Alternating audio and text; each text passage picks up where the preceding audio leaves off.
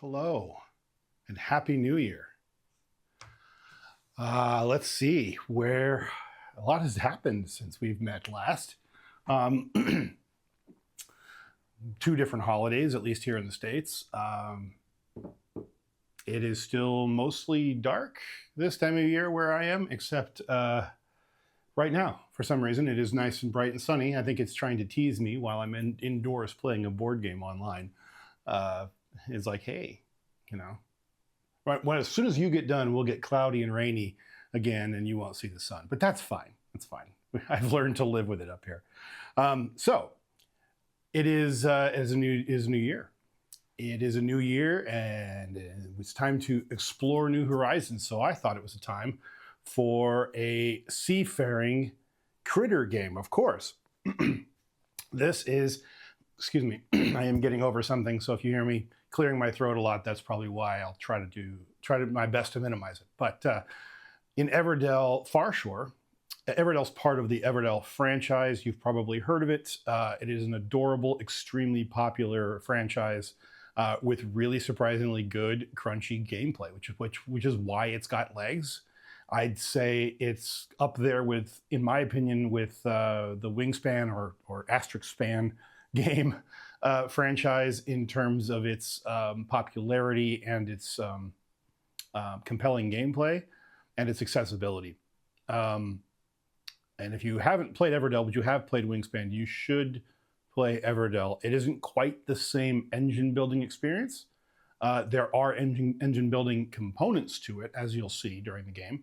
And in this regard, Farshore is just the next, or not next, it is one of the more recent entries into the franchise. Unlike the other expansions for Everdell, this is a standalone game set in the Everdell universe, same art, same basic core gameplay, but enough stands out different to warrant it being its own beast. So it was released separately, and it plays, like I said, markedly different. So I think you'll see what I mean. Gosh, that's probably not fair to say. It doesn't play markedly differently. It's very familiar to anybody who's played Everdell before. There's just a core couple of differences. So for folks who have never seen Everdell at all, I'll in a moment go over kind of what the game is and how it works, and we'll get into gameplay. But I love Everdell. I've been an avid collector of all things Everdell since the first game came out. I have all of the premium components for it and everything. So I just played Farshore the first time, 2-player, yesterday or the day before. So it's very new to me, this version of the game. But Everdell itself is not. So this should be fairly straightforward of a teach. It's not a very complicated game to get underway, as you'll see.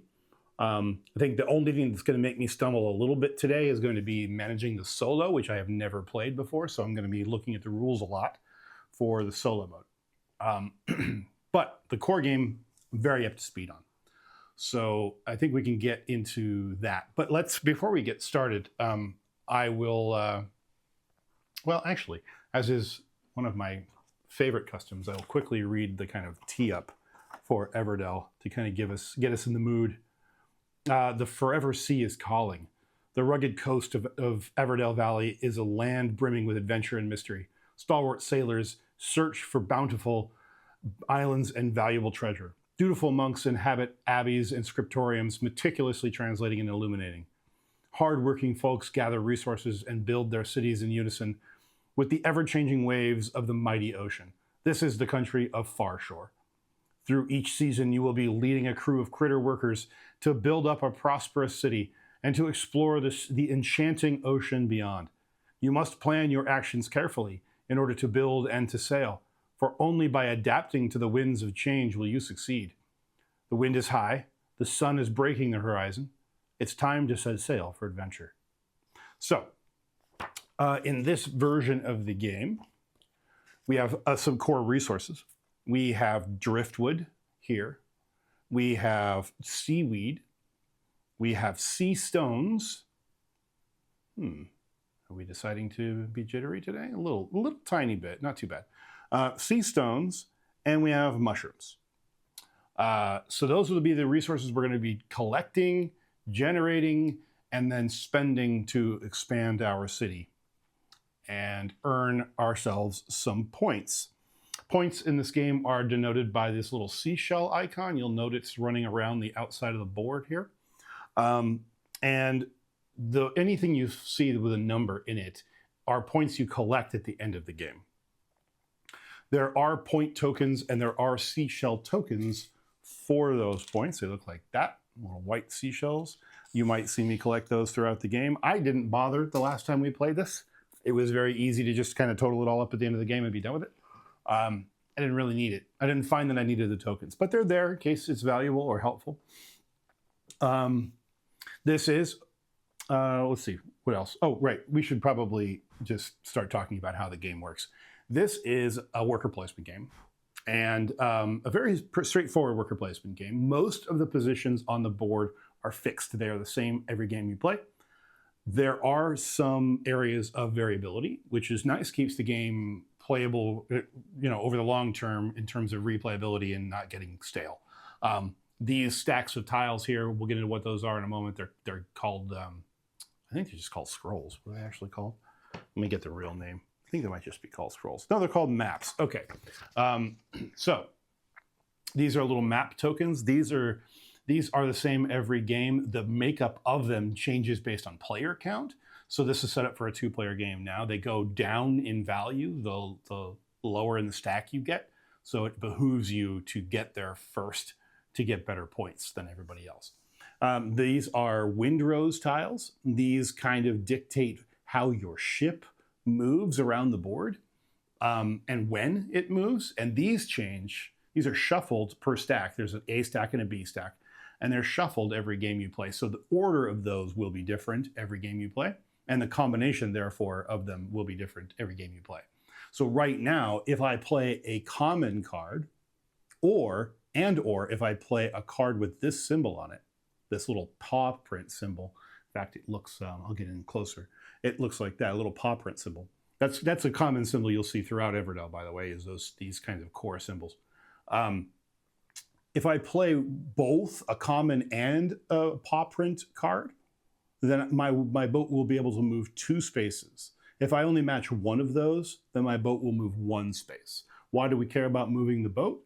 Well, my boat starts out over here in the start space, and it kind of goes off the board, but I left the numbers on, so I'll just leave my boat on the numbers as we move it around so you can always see where I'm at. But it moves to the next space. Now, notice the next space says 2, then 4, then 6. That's not the number of movements. That's just the number of points you earn for that location. So if I move 1 space, I'll go here. If I move 2 spaces, I'll go here. Next to some of these are little treasure tokens. And these are new in Everdell. These look like this. I'll pop in a little closer there so you can see that. These look like this. These are treasure tokens. These are worth 2 points at the end of the game if you don't spend them, or you can spend them at any time to get 1 resource of your choosing. So they're kind of like wild resource tokens.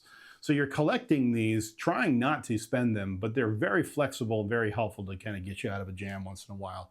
So you might just choose to spend them when needed. So every so often along this board, we're going to collect more treasure. There are certain cards in the deck that will award you treasure when you add that card to your city. And there are certain locations. In fact, this is another area. These are little islands out here at the bottom of the map. These are, there's a stack of tiles that cover these, and the number of islands that come out vary by player count. In a 2-player game, you get 2 of them. And you shuffle that stack randomly, you draw 2, and here you go. For this game, one of these island locations gives you 2 resources of your choosing. And one of them gives you a driftwood, a seaweed, and a mushroom. So in a totally different game, you might get totally different tiles that do totally different things. Not all of them award you resources. Some of them let you copy the location of a different area, and so on. So there's just different things you can do. If you go to the docks over here, you can discard up to 3 cards in your hand to gain 1 resource of your choosing for each card you chose to discard. Any number of players can visit this location. Over here in the lookout, discard any number of cards from your hand and then draw to your hand limit from the deck or the bay. The bay is this open area here where we're going to have the open market. In Everdell, it is kind of an open market of cards as well in the middle, so it's exactly the same concept, except in this case, we're calling this area the bay. It's actually fairly hard to draw cards out of here unless you go here or you have certain cards that let you do this. Otherwise, it's an open market that anybody can play from and pay for the cards that are here directly into their city. So if they choose to play a card, they can play it out of the bay directly. But that means it's available for everyone else to do exactly the same thing. So you got to get there quick before somebody else grabs it. If you go here, you can draw it into your hand and keep it away from other players. So everything along the top here is just go here, get some resources, except for the sea stone location, which lets you draw a card off the deck and get 1 stone. So you can actually get a little extra cards in your hand doing it that way. Finally, we'll get up here to the map. So you go to the dunes and you can collect a map. These map tokens are objectives. So these are common objectives for everyone. This corresponds to the number of types of cards in your city. So let's say I had 3 paw print cards in my city. I could, once I have that, once I qualify for that, I could put a worker on the dunes and collect this tile if I'm the first one to do it. I would then get the top tile of that type, whatever that happens to be value-wise. So if I were the first one here, I'd get this top tile, and it says 2 points per map tile. That means per map tile of any kind. So the more map tiles you obtain throughout the game, the more each map tile you have is worth. So if I had, let's say, 3 of these tiles, they were all 2 points apiece because I got there first for all 3 of them, then it would be 2 times 3 tiles. That would be 6 points apiece. So that would be 18 points at the end of the game just for spending a bunch of time qualifying for these maps. This one is 1 of each. This is 2 of those type, 3 of that type, 3 of that type, 4 of that type, and 3 of that type. So you'll understand what I mean when we start building the city out. You'll see those symbols pop up a lot. The game is played over 4 seasons. We start in winter, and then at the end of each season, we prepare for the next season. That's kind of like resetting for the next round. When you prepare for spring, let me see if I can get up there. There we go. Here we go. This is our little legend for what happens when you prepare for the different seasons. And this is spring, summer, and fall. So when we prepare for spring, we get 1 more worker. So our number of workers increases every round that we play.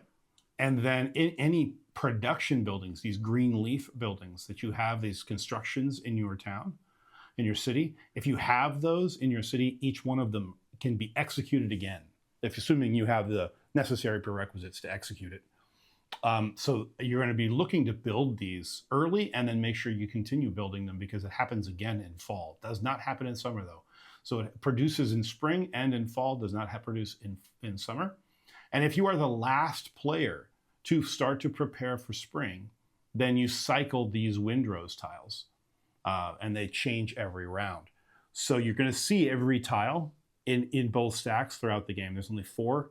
There's 4 rounds and 4 tiles per stack. So you're going to see everything in those stacks, every combination. Yeah, okay. So, and again, as a reminder, the windrows tiles, they dictate how the boat moves. So you're going to be looking to try to move if you are looking to move your boat, you're going to be paying close attention to what these windrows tiles do throughout the game. Okay, so once you have, and I shouldn't say all players because this journey through the rounds is asymmetrical. The round does not end for every player. Just like in Everdell, the round ends when the player ends their round, not when everyone else has done so as well. So if you rush through your month, or your season rather, I rush through winter, and I'm the first one to prepare for spring. Everybody else is still in winter until such time as they're done playing in winter and they pass. And then they go in to prepare for spring. So our seasons are asymmetrical, or can be asymmetrical. So the last player to do that then cycles the windrows tiles. Then we're effectively all in summer once everybody's done. And then let's say that I get done with spring and I'm preparing for summer. then we would do this, and I'd prepare for summer. I'd get another worker. I'd draw 2 cards from the bay, which is cool.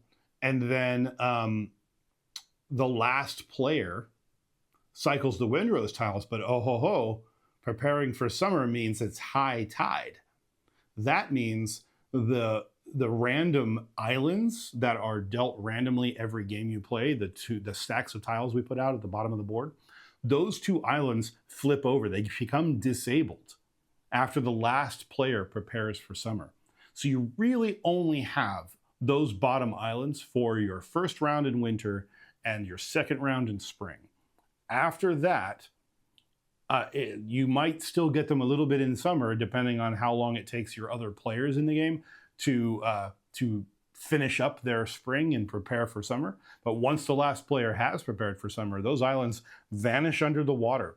High tide covers them completely, and those go away. So you want to use those early as much as you can, because you only have a little bit of time. Finally, in fall, it's the same thing basically as spring, except you also get to draw 2 cards. This time, though, it's not just from the bay. You can draw blind off the deck as well, if you wish. So at the end of the game, after everyone has passed after their fall round, the 4th round, then the game is over. You total up all your points and you see who wins. So that's Everdell Farshore in a nutshell. We are sailing our boat around the islands. We are trying to build up our city by gathering all these resources. And we're trying to beat our opponent out to the best cards that fit our strategy so that we can earn those map tiles up here before the other players. That's it. That's really Everdell Farshore in a nutshell. So let's shuffle up the decks. I didn't get a chance to do that. When NetGod visited me this past year, he brought me a present. He brought me this handy dandy card shuffler that he printed and assembled for me. So I thought I would feature it briefly. Let me see if I can't get over here so you can see it.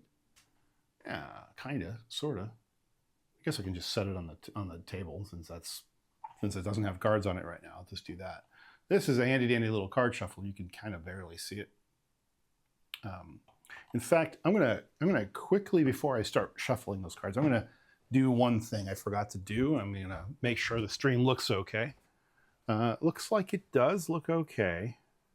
So I will just want to make sure, it's important. I forgot to do one thing that I should have done before. Okay, we'll come over here. And we will, sorry folks, hold on one second. I'll get this situated. And then we'll be back to playing. I meant to do this earlier, apologies. How bad is that? Not too bad. All right, I can work with that. Okay, sorry. Where was I?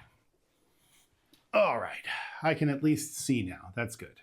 All right, good. Yeah, the stream looks all right. I just want to make sure. All right, so we have this cool shuffler that NetGod made us. I'll tilt it up. It even says shuffle on it. He 3D printed it and all this really cool shiny metal and metal filament and everything else. So it is a powered device. It actually, we worked together on it when he was here and we motorized it. It normally has a little hand crank on it, but we motorized this one. And so it's plugged into my little power source over here. And so what we do is we stick a little deck of cards on both sides. This is the Everdell, the main deck of cards for Everdell Farshore, of course. And we stick them over there and we put little weights on top. We don't have to, that's kind of optional. It really depends on the cards that you're shuffling. And then in this case, we just flip the switch.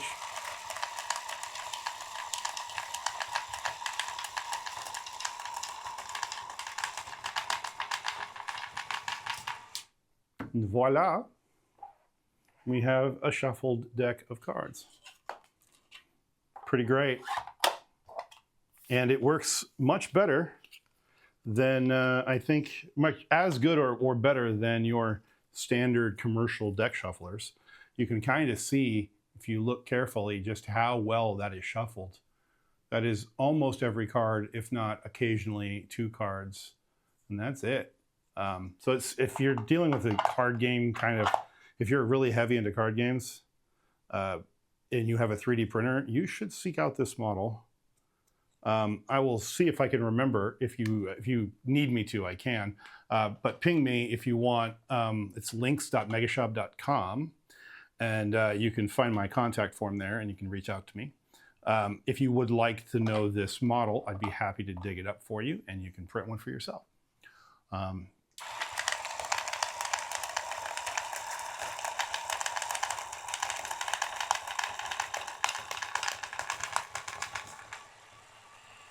So the game's pretty well shuffled already. Because we just got done playing it. So I was really militant about mixing these cards. I'll do one more for good measure.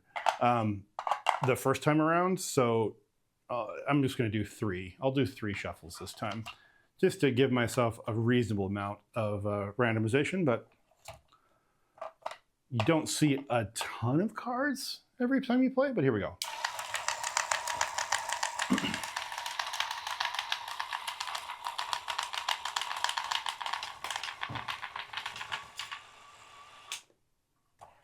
All right, good enough. Just for good measure, I will cut the deck and then we'll call it a day. So there we go. Okay, deck has been shuffled.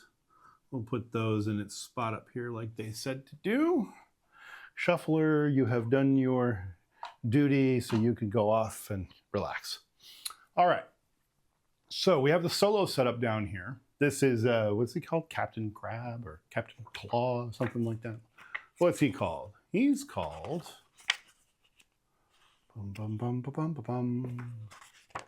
He's called Bonnie Redclaw, or maybe that's she. Bonnie. Captain Bonnie. Yes, okay, so we're playing against Captain Bonnie Redclaw. And so we have some, it's a variable difficulty setup, which is nice. It's very simple though, in that there's 3 different difficulty levels. We're playing on difficulty level 2. All that means is that Bonnie will, in fact, we will put one of Bonnie's, did I put them all out? No, I didn't. We'll put Bonnie's boat out. And there we go. So what's really funny is when you put Bonnie's, here's the boats, right? These are really cool. There's a little sail on them, right? And then you have the different characters. This one's a crab, he's a red claw, so that's why we're doing Bonnie Redclaw, right? And they fit, the little meeples fit in the boats. Adorable, really great little touch. So you put their little meeples over here, they both sit at start at the beginning of the game. So now we have Bonnie out there. So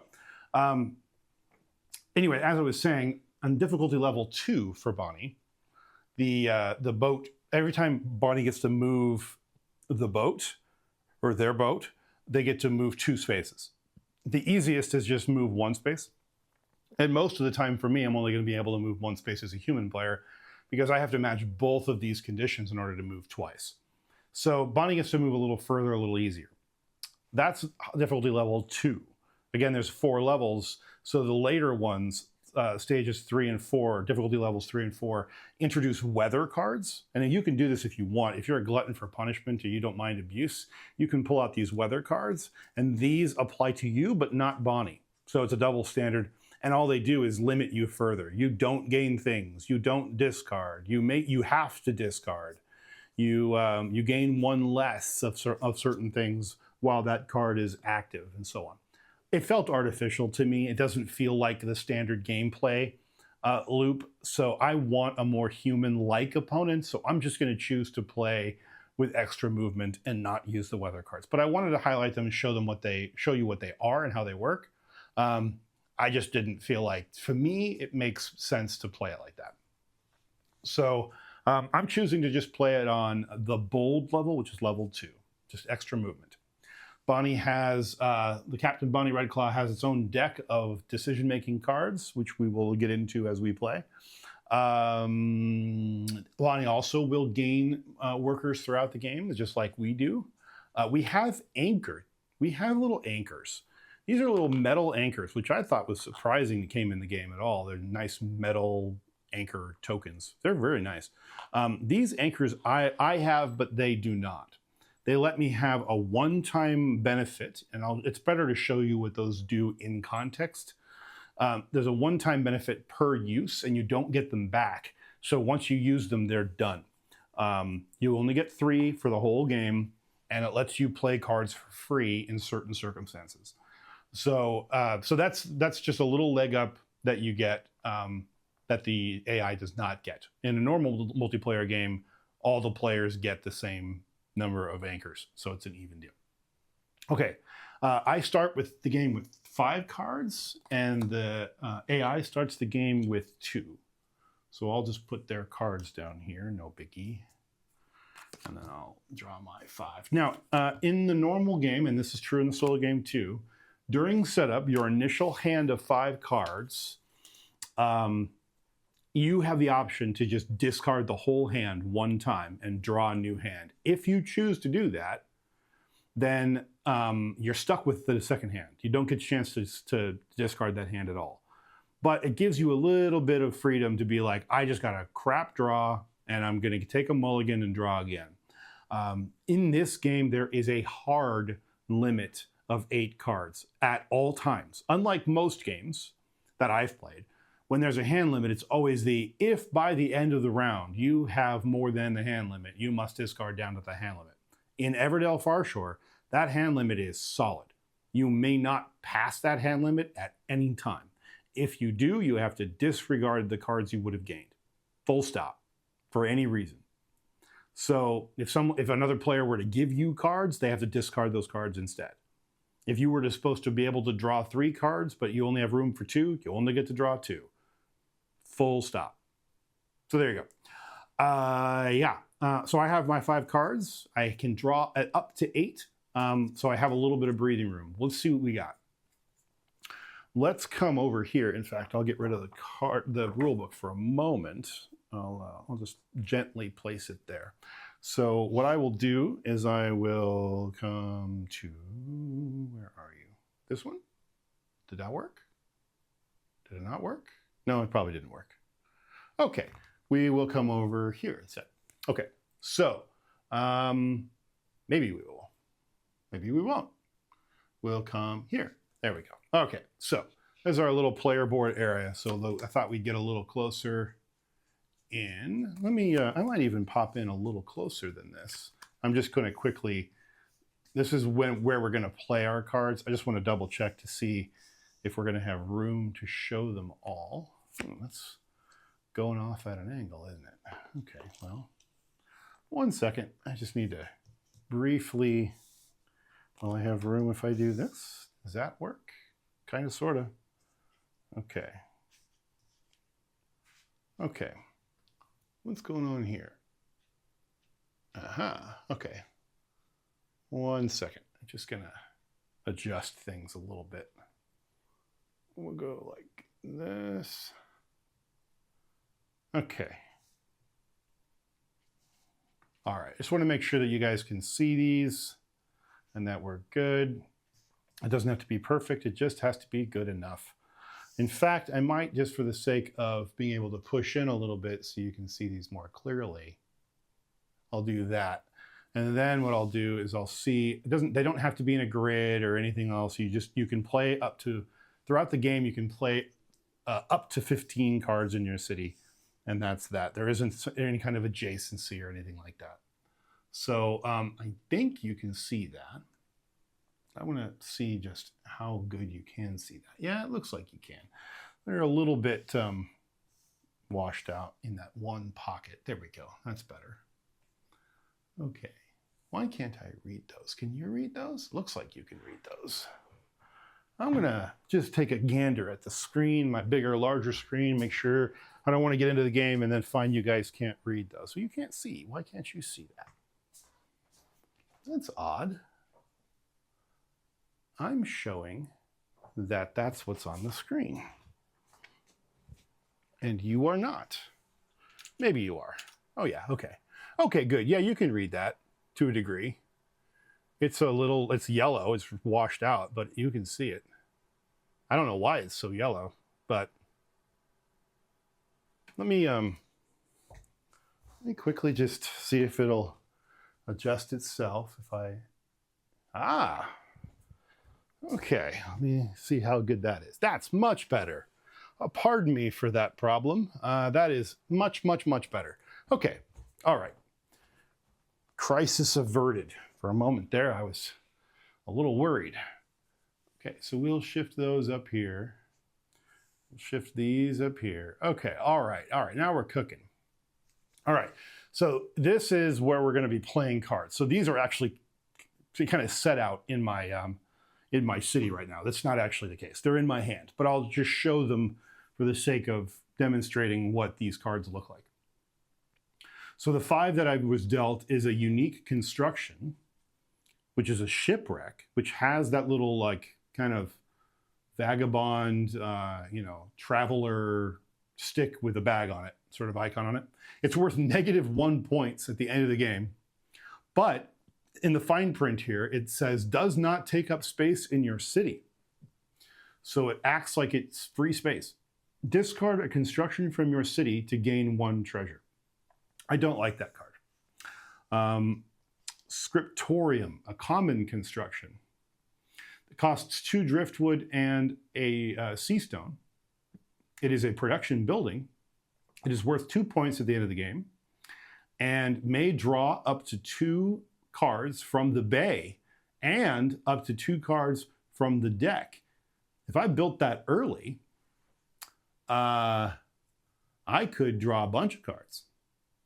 Because these execute at the end of when I execute when I play them, but it also executes at the end when I'm at the end of winter and at the end of summer when I'm preparing for spring and when I'm preparing for winter.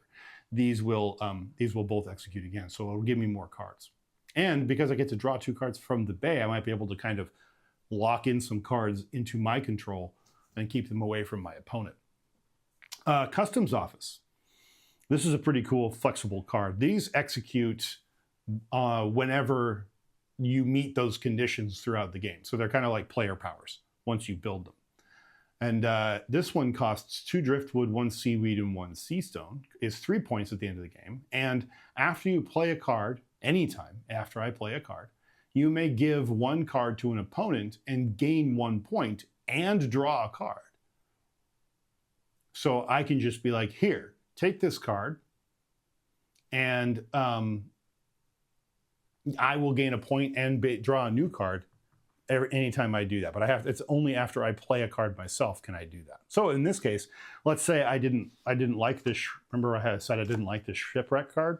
Well, what I could do is just focus on building the customs office and then give this shipwreck card to my opponent. And when I do that, I get to draw a new card for free and gain a point in the process. That might be something we can think about doing. Another option here is Galleon, unique construction. 5 points at the end of the game. Takes 7 resources to build it. Extremely powerful. It's a unique construction. I just earn a point the moment I build it. And, I earn a point for each treasure I have at the end of the game. Forgive me, this is an end of the game card. So I'm just going to be hoarding. My 2-point treasure tokens become 3 points each instead of 2. So the Galleon makes them more valuable. That's pretty cool. And then this is a common construction, the Scriptorium. May draw up to 2 cards. So this is the same card as this. This is kind of a crap hand, to be honest. I don't like the shipwreck. I got 2 of the same cards. So, I mean, that's good, but I also would like some flexibility at the beginning of the game. So that leaves me with these 2 cards are really the only ones that are worth it. Maybe that one if I want. It's all about drawing cards. I think I'm going to just ditch this hand. I'm going to take a chance. I'm going to ditch this whole hand. I'm going to discard it. I'm going to draw 5 new cards at the start of the game. And we're going to see how that treats us. So 5 brand new cards. What do we get? We got a Pilgrim, 5 mushrooms, but it's an end of the game. Unique critter, 2 points for each map I have. So maps become even more valuable. I'd potentially get 6 extra points from having him if I had 3 more maps, for example. The Diver, common critter, may pay up to 3 of any resource to gain 1 treasure for each one. So you can trade resources for treasure. Really cool. And it's a production card too. Might want to get him built. Okay. We have an Abbey, common construction. This gives you your own worker placement location that you get to visit and nobody else does. Asterisk star. There's ways around that. But when you go here and you spend a worker to visit the Abbey, play a card from your hand for 3 fewer resources. So I can get cards out for cheap. If I have the Abbey, that's great. Lighthouse Keeper, unique critter. May draw 1 after you play a card. So I can play a card, draw a card, play a card, draw a card. Very cool. And then the Admiral, unique critter, 1 point for each treasure space you have reached on the ship track or passed. So I've reached or passed. So let's say I've passed 5 or 6 locations. That's 6 extra points at the end of the game if I have built the Admiral.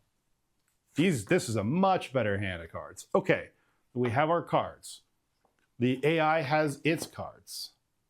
We will now come back to here. Yeah, okay. So I have my cards.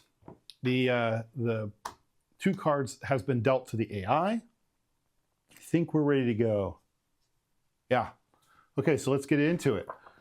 We are going to take our first turn. As we are the human player, we always go first. And so, what are we going to do? Well, we don't have any resources, but we do have 2 workers. So we can go get some resources. We want to get some production buildings along the way, or really any production card along the way. So this, I believe that's right. Is it production buildings or just all green cards? Pretty sure it's all green cards. Let's make sure.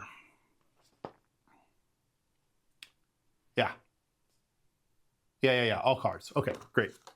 All cards of that type. Great. So let's maybe get this diver out.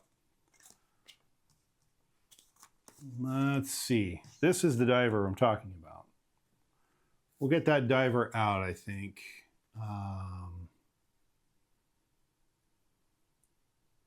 Maybe we will. We only have 2 workers, so we can't get a bunch done this first round. So, yeah. Okay, here's what we're going to do. Our first turn, we're going to take our worker and we're going to visit this mushroom grove. Because this diver requires 3 mushrooms to get played, and I have nothing. So I'm going to, in this location, the mushroom grove gives you 2 mushrooms. So I'm going to put those off to the side. These are my mushrooms here. They're little red squishy mushrooms, which are fantastic, by the way. Okay. Now, this is where I have to consult the rules because I have never played this solo AI before. So give me a moment. Yeah. Okay.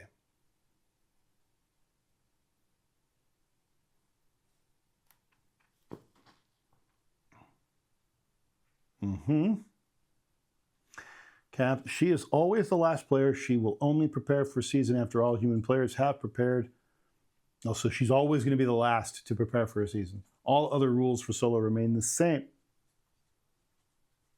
Great. Okay. Gameplay. Alternate taking turns with Captain Bonnie, same as a normal multiplayer game. Captain Bonnie will take any treasure she finds, but cares not for hard work. She will take any treasure tokens that she earns by moving her ship as normal. Bonnie ignores resources. She will not gain them, but she also does not have to spend them to play cards. She also ignores all card text and has no hard hand limit for her city or her hand. So she can build more than 15 and she can hold more than 8. I am constrained by both. If you would give Captain Bonnie a card through the customs office, discard it instead. But I still gain the benefit. That's nice. Okay. On her turn in the first 3 seasons, if she has any workers available, Captain Bonnie will reveal the top route card from the deck. That's her deck of cards. And place one of her workers on the top location shown on the card. Okay. let's just do that. So this is her deck. I'll draw this card, and we'll see what we got. Oh, I should mention, at the start of the game, you, of course, fill the bay. And I believe it is 8 cards. I think it might be, it is 8 cards. I'm nearly certain it's 8 cards. Yeah, it's 8 cards. Okay. So you fill the bay with cards, and I forgot to do that. So let me just take a moment to do that. Okay, let's spread these out a little. All right. Some cool cards coming out here. I'm going to leave my my card that I'm building down here in this little open island spot for now, just so you can kind of remember what I'm working towards as we play, because I have a hand of cards that you can't always see. So I figured that might be the thing to do. This is our current target here. We have 2 of the 3 mushrooms required to build this card right now. Okay, so, oh, interesting. So we draw 1 card from her route deck, and we take a look at what it does. She's got a worker available, so she's going to play the top location if she can. The top location is the 3 driftwood location. So all she's doing, because she doesn't collect resources, all she's doing is blocking me. Okay. If there is already a worker on the indicated location, she will try the next location shown lower on the card. If that location is also unavailable, Captain Bonnie will always be able to place a worker on the final location, the docks or the lookout. Yeah, okay. Okay. When does she play cards?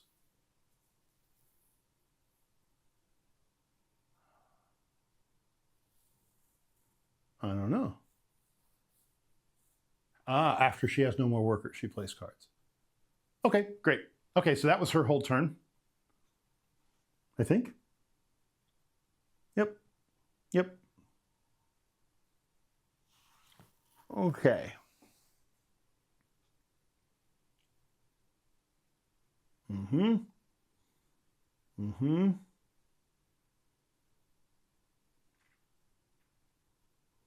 Cool. Okay. There's other things she does if she does other things, but that was a nice, simple first turn for her.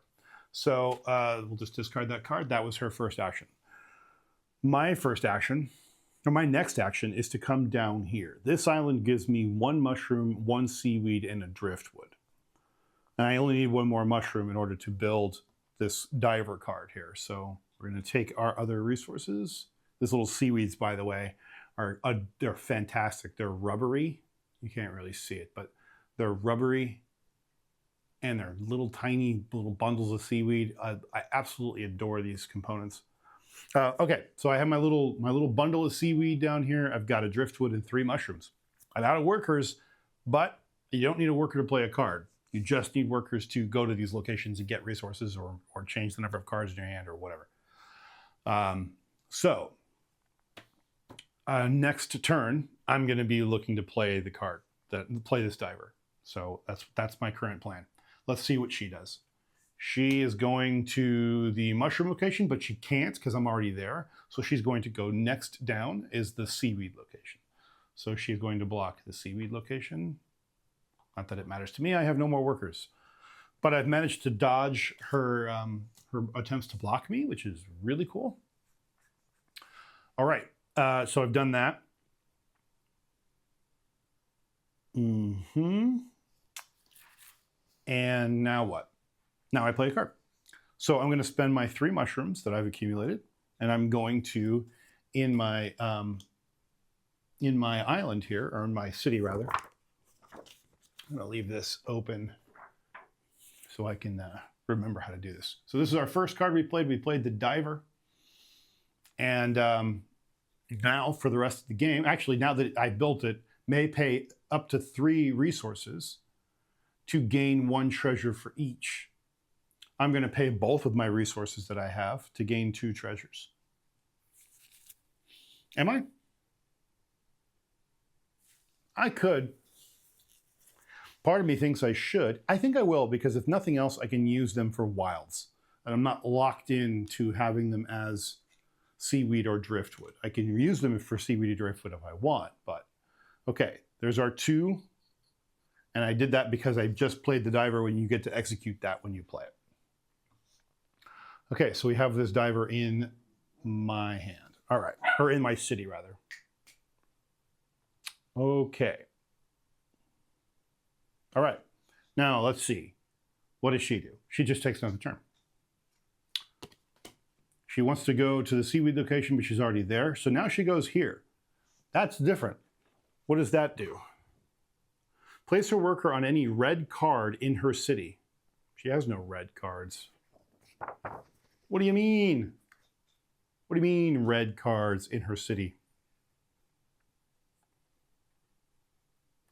I think she means the paw print ones, because those are the red symbols.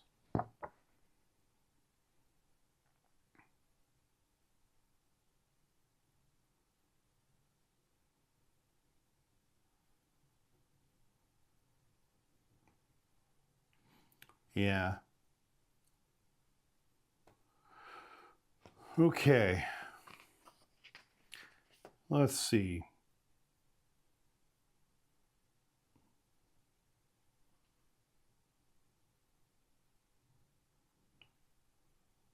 So here's the thing. Oh, I missed something when I played the common critter. I'll come back to that in a moment. But this card says play on one of her red cards. The problem with that is she has no red cards, so I think that means she does nothing. There's nothing in the game, in the rules here that say when you don't have a red card in your city, then do this. So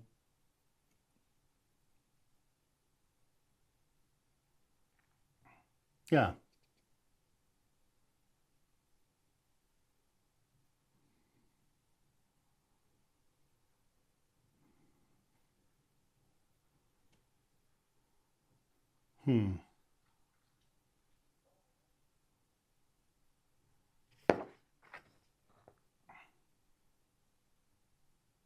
Yeah, I don't see like a contingency of what she does when she can't go there. So she gets nothing. Okay, cool. That's how I'm going to take it. We just skip her action because she doesn't do anything in that scenario. It could be that she doesn't have one, so she goes down to the next one. What does that do? That could be what happens. I mean, that's in the spirit of how the cards are built. Let's see what those say. Place her worker on the lookout. Then she draws. That's probably what happens. I think in this scenario, she's going to skip this location because she can't. She's ineligible. She can't go there. She's got no red cards in her city right now. Similar to how she can't go here because she's already there. She's just going to skip that because she can't do anything. So she's going to come here instead. This location says place her worker on the lookout. She has no worker. So in this case, actually, she's not going to do anything. She's going to play cards. She actually wouldn't have revealed that card, but it doesn't matter. I'll just discard it. She would have played a card because she has no more workers. It says that Captain Bonnie has no more workers to place on her turn in the first 3 seasons. She will play a card instead. Each time Captain Bonnie plays a card in her first 2 seasons, move the color. Yeah, I'll talk about that in a minute.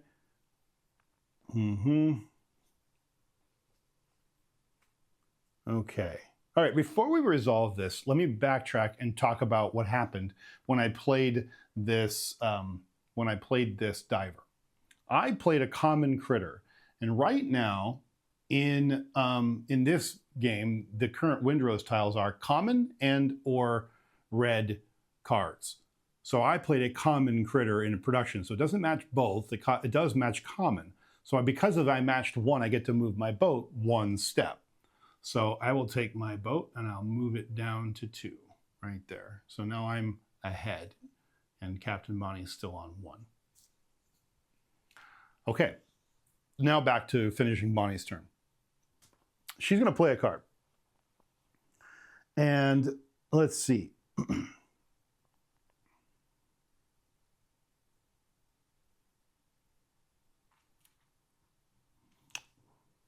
Yeah, okay, fine.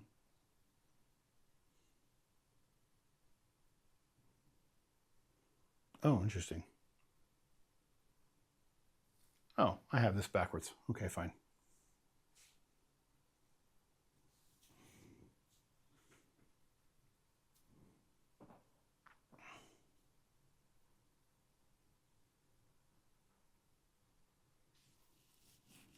Oh, no, I had it right.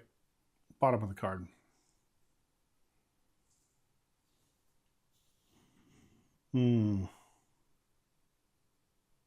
Okay, all right. If Captain Bonnie has cards in her hand, she will play those first from her before playing from the bay. Great. She has 2 cards. It says shuffle them, but shuffle her hand face down if it has not been shuffled since she gained a card. She then plays 1 card into her city. She does not pay any cost. She ignores any card text ability. Okay, so it's just a top card. Oh, and of course she gets a red card. Figures. I'm going to put it over here. It doesn't really matter where her stuff is. I don't think. How do I want to do this? I think for now, I will just leave them off to the side of the board. If it matters, I will talk about them or show them on screen. Okay. Got it. So she's got a red card in her city now. She played this cartographer for the sake of the stream, and the red cards have worker locations, which is why she's so worried about red locations or red cards. Okay. Done. Right. And she ignores everything. Got it. Okay. That's it. Nice. Oh, wait. That's right. This is what you're talking about. So down here on this card in the bottom left corner of the screen here, this is her tracker of what cards she's played when. Each time Captain Bonnie plays a card from her first 2 seasons, move the color marker matching that card's color up 1 space on the plan card.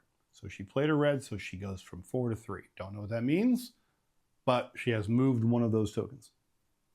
If she played, yeah, blah, blah, blah, blah, blah, probably during scoring, I would imagine. Yep. Following the plan. I see.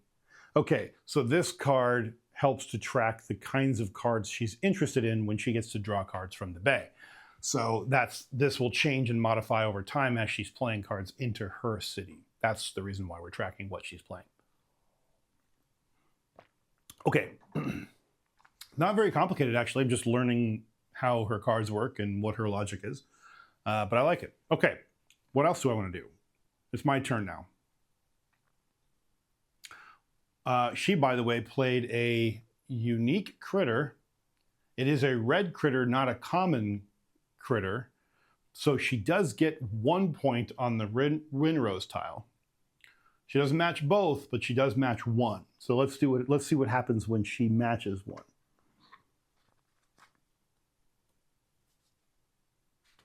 It does talk about it. I've seen it. If the card she played matches a Winrose tile in any season, move her ship according to the challenge level. She gains treasure tokens for each treasure icon. Oh, wow. So that means she could move up to 4 if she matches both Winrose tiles. In this case, she moves twice because that's the difficulty level we're playing at. So she's on the 4 space. And she gains a treasure token. Hateful. Okay. Okay. What else do I want to do? I want to pass. I do technically have 2 wild resources. So I could play a card with 2 resource cost. Unfortunately, all of my cards cost at least 3 resources, so that's not an option for me. So I have to pass. Okay, because I have passed, what does Bonnie do? Captain Bonnie will prepare for a season on her turn immediately after you have prepared. Okay, so I'm going to prepare for spring. So let's recall how that works, because this is the first time we've done it. No, not that one. That one. Okay. So we are preparing for spring. I get my workers. So I now have 3 workers. I also take all of my workers back. Yeah. So I have 3 workers now instead of 2. And my green production cards all activate. In this case, I don't have any more resources to trade using the diver, so I don't get to take that benefit again. Unfortunately, I only had 2 workers, so that's the best I could do. I am not the last player, so that's it. I'm done. I have done prepared for spring. Now she is going to prepare for spring, so she gets her worker. She gets to pull back all of her workers as well. And now she has 3 workers. And her green buildings produce, but she doesn't have any, so nothing happens. She is the last player. So now we're going to just cycle the 2 windrows tokens. So everything is face down except for the top card or top tile.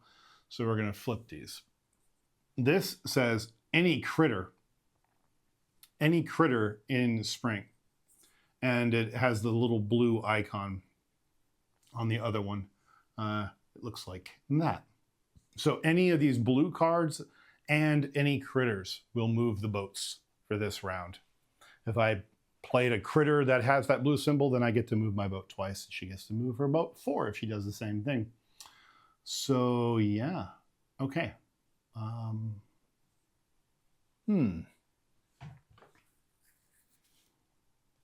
My turn.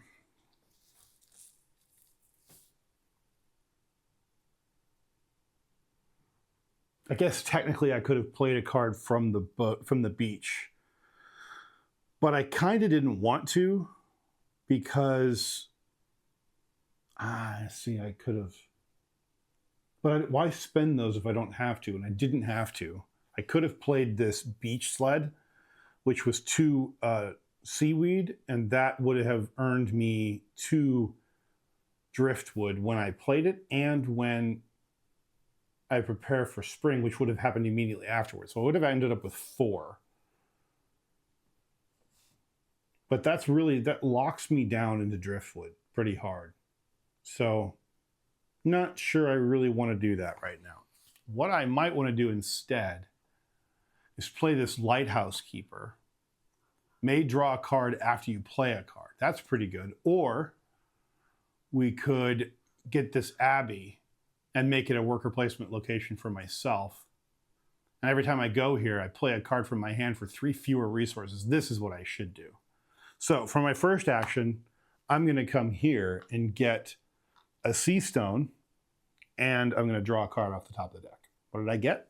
I got a navigator. When you move your boat at least 1 space with the windrows, you may draw 1 card. That's pretty cool if we can get him built.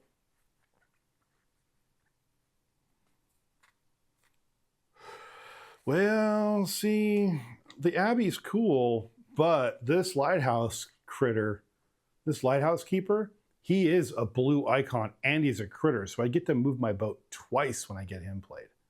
But I still think I'm gonna let's play the Abbey. Let's play my chances. Okay, and in fact, that's going to come up next. I think I'm going to play that next, but it's not my turn. I've taken my turn. I've drawn my card. It is now. Do I shuffle her cards at the end of the season? Let's see. Oh, she claims all map tiles she's eligible for. She's not eligible for any. She draws 4 cards from the deck unseen into her hand. Oh, hold on. I didn't follow her setup correctly for spring. So she gets 4 cards off the top of the deck. Okay. Okay. And that was it, though. She's not eligible for anything. So that's fine. Okay. I feel like she's supposed to be playing cards more. But maybe because I passed, she didn't get a chance to play more cards. That's probably what it is. The longer I keep playing while she's out of workers, the more cards she gets to play. Interesting. Okay, anyway, she draws her top card and we resolve it. Oh, she gets to go to an island location. Does it matter which one? Place her worker on the leftmost available island. Okay. So she has taken the 2 wild locations. Hate that for me. In fact, I'll put my guy down and make it easier to read on the screen. All right. All right. I have these 2 tokens. I have a choice to make. I could keep these tokens, or it's early game. I might spend them now to get this Abbey out as quickly as I can. I think I'm going to. I'm going to spend these 2 treasure as driftwood. I'm going to spend this token, the sunstone, and I'm going to play the Abbey. So I'm playing the Abbey into my hand.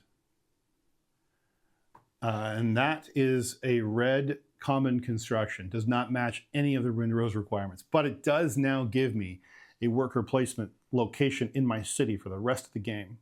And it's a powerful one at that. So we'll see how that plays out for me in just a moment. But that was my whole turn. She goes again. She wants to go to the mushroom location, so she can because it's open. Now back to me. I am actually going to use my new worker placement spot. When I put a critter here, it says play a card from your hand for 3 fewer resources. Well, as it turns out, this lighthouse keeper right here costs 3. So he is now free. I don't pay that at all. I play him for no cost. And because he is a critter and a scroll type,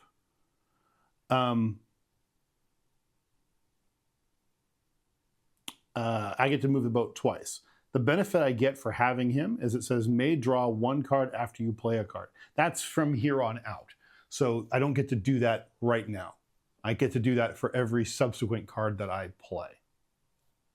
So, any case, I get to move my boat twice. So let's go back to my boat. She is on 4. I get to go 1, 2, and because I passed a treasure location, I get another treasure. That's handy. Another wild resource. Okay. Now, what is she going to do? She has 1 more worker left. She's going to go cover the driftwood location. Not liking that. We need to decide what we're building next. I only have 3 cards left in my hand. We have kind of one of everything so far. So we might want to get a purple card and one of those vagabond traveler cards out. What's out right now? I don't have resources. I probably should just spend this to get some resources. Wouldn't be the worst plan. But I guess it would depend on what I'm trying to build, huh?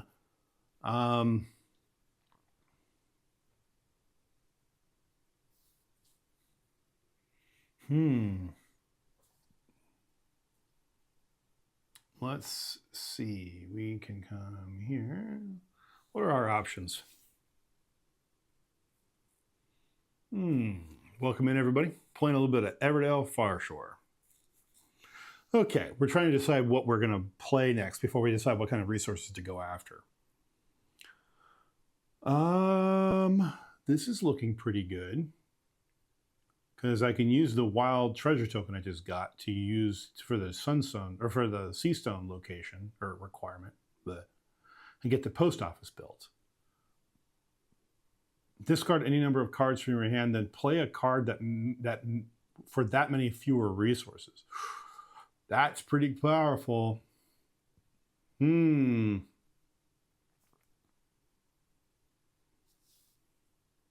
Flip side, I could play the sloop, and this would execute when I build it, and it would execute at the end of summer as I'm preparing for fall. So I'd be able to move my boat 4 times total.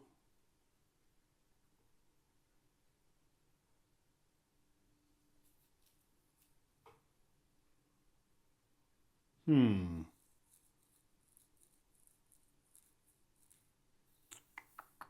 like the flexibility of this post office, though. I think we're going to go for this post office. So we should, with our last worker, we're going to come down here, go to this location, which will give us a driftwood, a seaweed, and a mushroom. All right. Cool. Cool, cool, cool. Now it is her turn, and she has no more workers, so she's going to play a card. And it says I have to shuffle if she has received cards since the last time she's played anything, which is right now. So we're going to shuffle her little hand up. She's going to play the top card off of her hand, which is a scriptorium. Now, what happens when she plays a scriptorium? Let's see. She ignores the text, right? That's what I remember she said. So then what happens?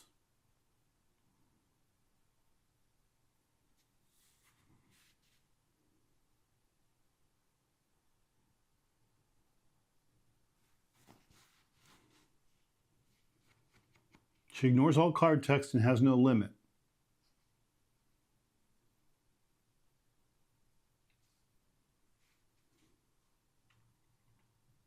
Mm-hmm. Mm-hmm. Any text or ability. Okay.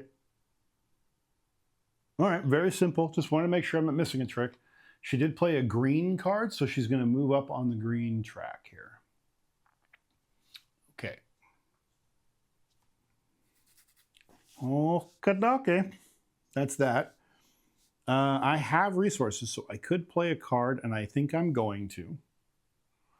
I'm going to try to build this post office. I'm going to spend my 1 driftwood, my 1 seaweed, and my 1 treasure token. And that's going to stand in as the sea stone, and we're going to get this post office built. That's not right. That's not right at all. I'm going to go here. Okay, we're going to get this post office built. I guess we'll build it. We'll build it down here. Yeah, okay. Whoa, that is way off. Okay, there we go. All right, so we have this post office built. That's now available as a workers placement space for the rest of the game as well. Let's just cycle some cards and get some stuff built for cheaper, which is nice. Okay. What are we doing? That was the end of my turn, so it is her turn. I have not yet passed, so she's going to play another card. She is going to play another green card. Great. Okay. And now I'm going to pass because I don't have any more resources to spend. I don't have any more treasure tokens. I have no more workers. I do have a couple of constructions, but I think it's a little early, and I don't have the requisite cards to play on those constructions. So we will hold on to our anchors for the moment. Oh, I refill the card that I played. What did I get? A gardens? Interesting. All right. I'm passing, so I'm going to prepare for summer. And when we prepare for summer,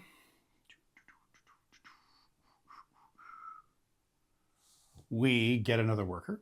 So now we have 4 workers. We can recall all of our current workers out on the board, of course, and on our cards. All right, and then it says draw 2 cards from the bay. So let's look at the bay. What do we want to draw from here? This would let me score, if I get it built, this would let me score 2 points for each unique critter. I only have 1 unique critter right now.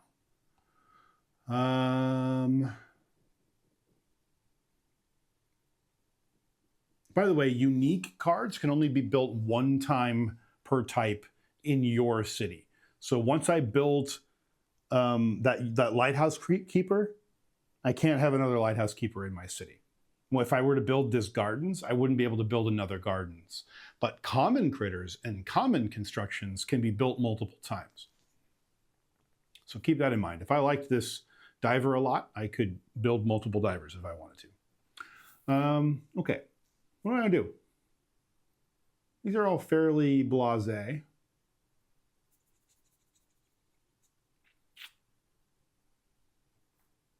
Well, maybe we use this as our opportunity to get some cards we need. There's a lot of green out here, though. Not a very diverse market in the bay today. So, when you move your ship at least one space from the windows, you may discard one to move an additional space. Let's get the lighthouse. I like that. That's cool. And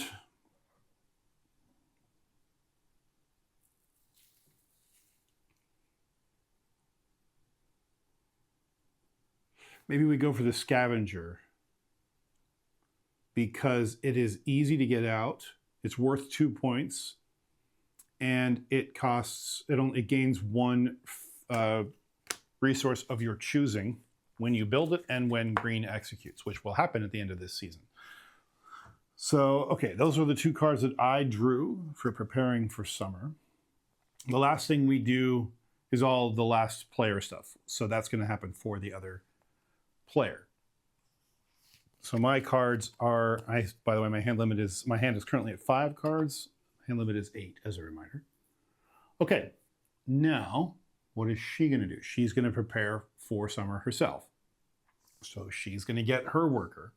She's going to bring back all of her workers. Okay. And she's going to draw 2 from the bay as well. What happens when she does that? Oh, I don't have to follow that. I just follow what she does. She claims all map tiles she is eligible for. She is not eligible for any map tiles. She draws 6 cards from the bay, using the plan cards to determine which cards she draws.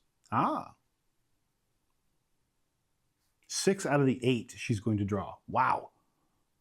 Okay. Adjust the markers on the plan card for each card that is drawn before drawing the next card. Okay. So let's figure out how this works.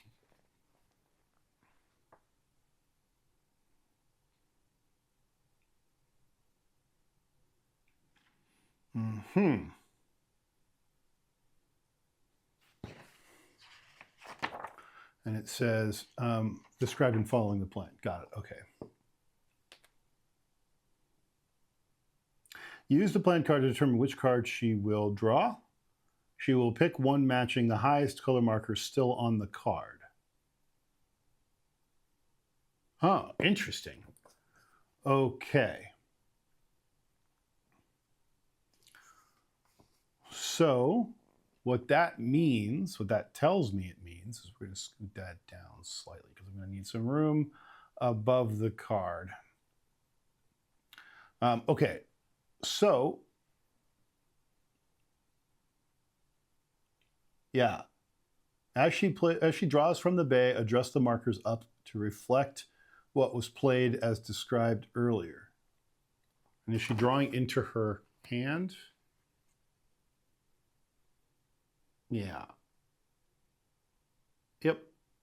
It says draws, not plays. So, if there are multiple eligible cards, she plays the first eligible card going left to right, top to bottom. Okay, left to right, top to bottom. So this is top, left. She's going to grab this sloop. Goes into her hand. That's 1 card. We adjust the token up 1 because that's what she just drew. Draws.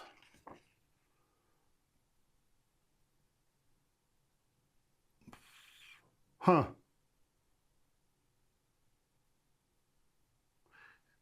Except determine cards drawn instead of cards played. Okay, fine. Wow, this is going to adjust rapidly. Okay, so then top to bottom, left to right. Top, left, beach, sledge, sled, sledge. Okay. So now what happens is the green is at the top of the track. It comes off the top of the track. Now we go by the next highest token. So it's red. Top, there are no red. Bottom, there is a red, and it's this Abby, so she's going to get the Abby. This goes into her hand. The beach sledge also goes into her hand. And I believe also the sloop. Yeah, these all go into her hand. Okay. Okay. And now the red goes up. This is weird though. Once the marker is moved above the planet card, ignore this color. Got it? She's just maximizing the number of cards she gets. Okay.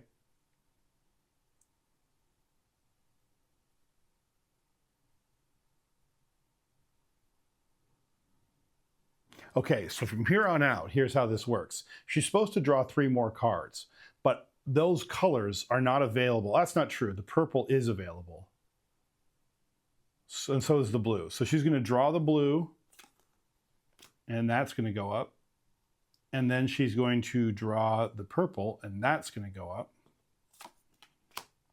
And now she can't draw any more cards from the bay because they're all green, and that marker's off the card. So she now draws face down from the deck for that last one. I think. Yeah, okay. Now it says refill the bay.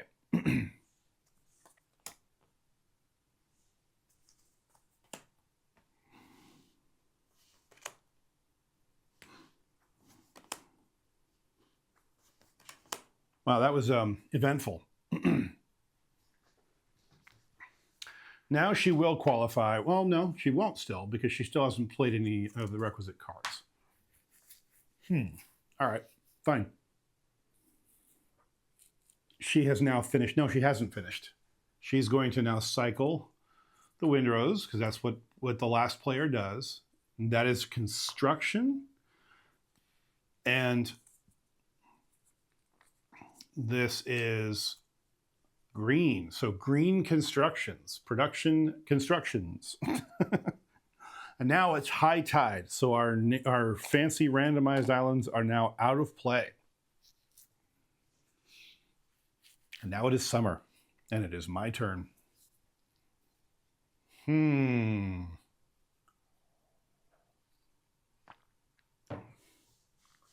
What am I going to do?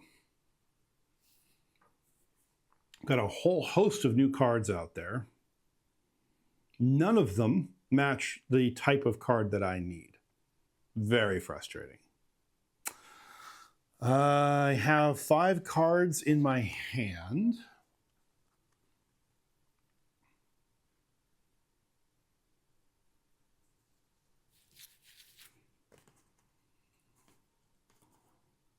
Yeah.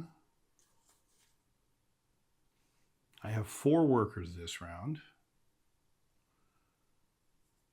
I need to get a purple built, which I can do with 1 more mushroom. That's interesting.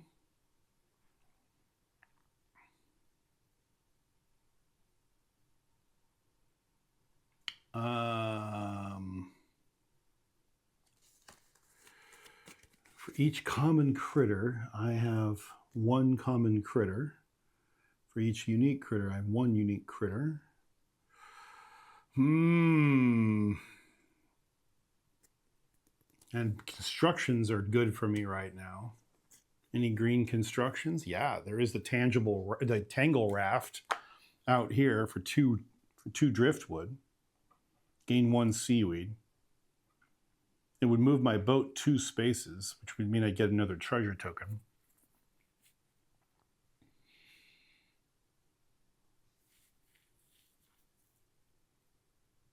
Another common construction would do exactly the same thing.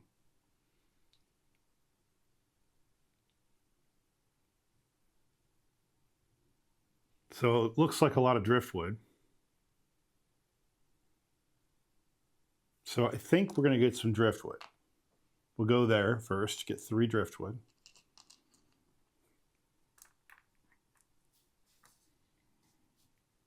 Is that what I want to do? Do I want to get mushrooms so I can play this?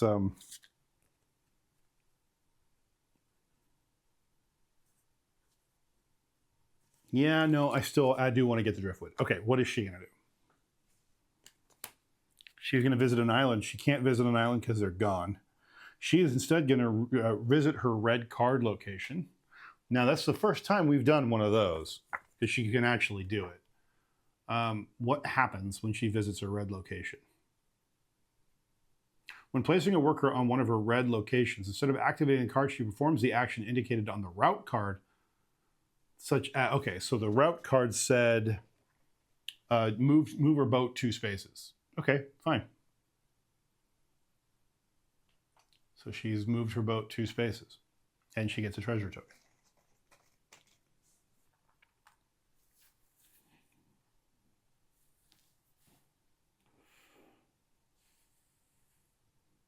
Yeah. Cool. All right, easy. I like it.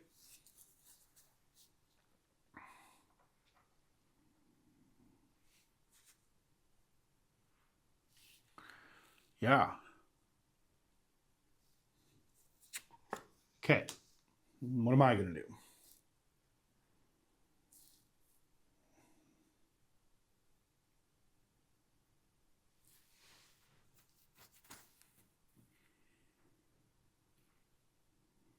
Do I bother getting more rush rooms? Maybe.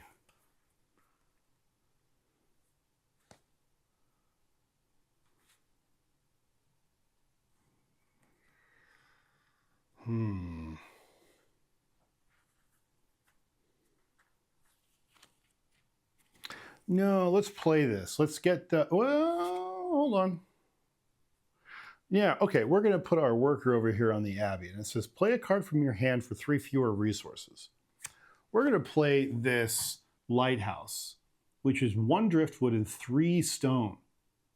I don't have the 3 stone, don't want to go get the 3 stone, so I'm going to play 1 driftwood and use the 3 fewer resources to cover those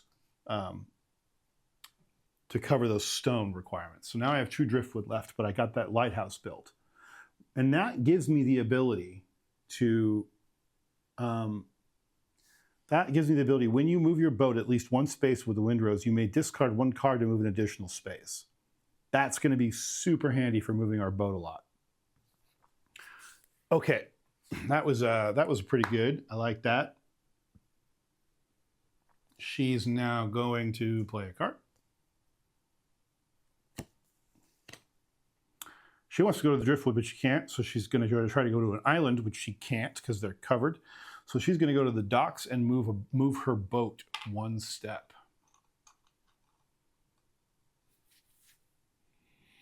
Okay. I'm going to play the Tangle Raft.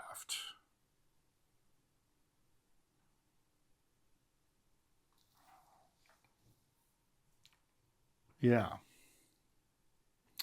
I'm going to pay the 2 driftwood to play the Tangle Raft. And it says gain 1 seaweed. So I'm going to gain a seaweed. And because it was a common construction and it was a construction and a production construction, I get to move my boat 2 steps. So I'm going to go from 6 to 10 and tie up with Bonnie Redclaw here. I gain a treasure for doing that. And because I built the lighthouse, my last step, I get to move. When you move your boat at least 1 space with the windrows, which I have just done, you may discard 1 card to move an additional space. Excuse me. Looking at my hand,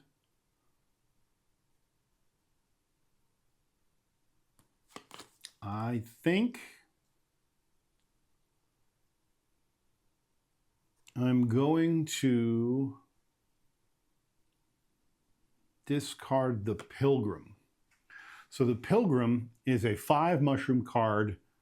At the end of the game, 2 points for each map tile I have. I don't have any right now, and it's pretty close to like midway point in the game. So I'm guessing I'm not going to have too many of those. So I'm gonna avoid that. I have the Admiral instead.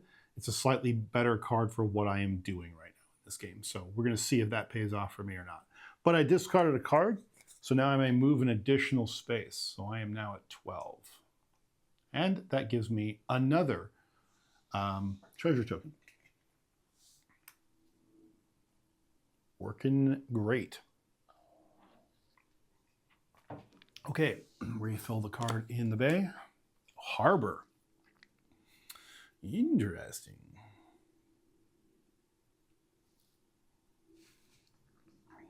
What is she gonna do? She's got workers left. She wants to go here, so she will. Easy day.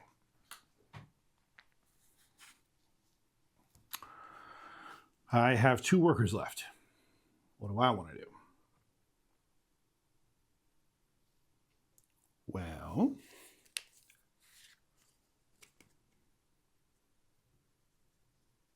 oh, I played a card. I played 2 cards. I played the Lighthouse and the Tangible Raft, and I have the Lighthouse Keeper. May draw 1 card after you play a card, so I get to draw 2 cards. I forgot to do that. Okay, I drew the Cooper and the Inn. Ooh, ooh, I love both of these. And you know, can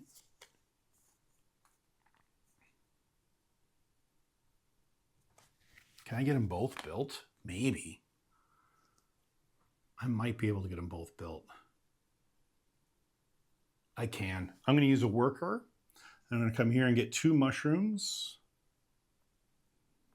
Now I have 3 mushrooms and a seaweed and 2 treasure tokens. Okay, what is she going to do?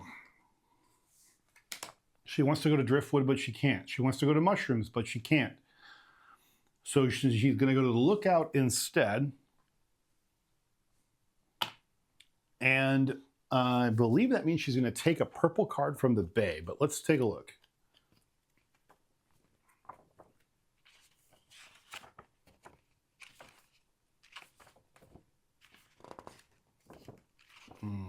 Okay. Place a worker on the road. Draws 1 purple card from the bay. Okay.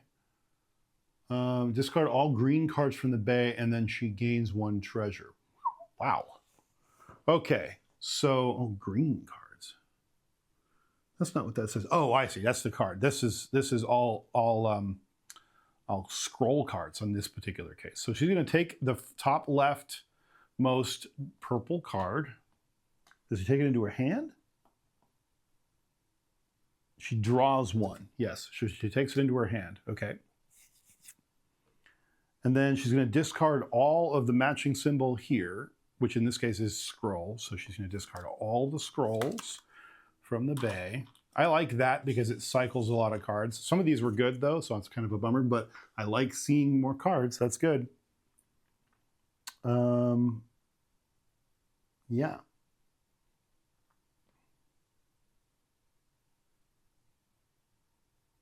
Cool. And then she gains a treasure. Is that what it says? Yeah. She gains a treasure, and then we refill the bay.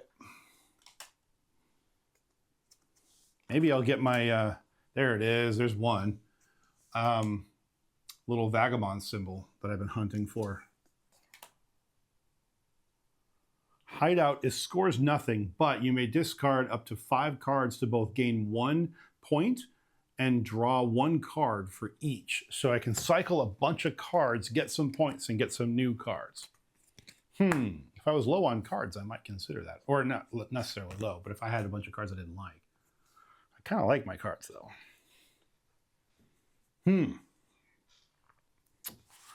Well, do I have any vagabond cards in my hand? No, I don't. Of course I don't. All right. Well, I had a strategy, and I'm going to use that strategy. So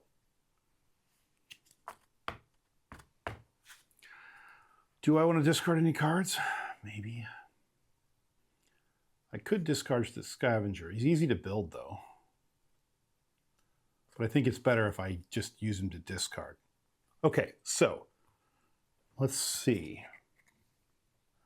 I'm going to, I can play a card without, I can do this without even doing that, though. I don't want to spend the worker if I don't have to.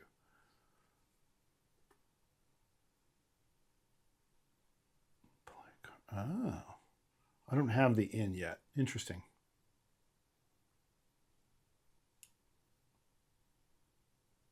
Okay.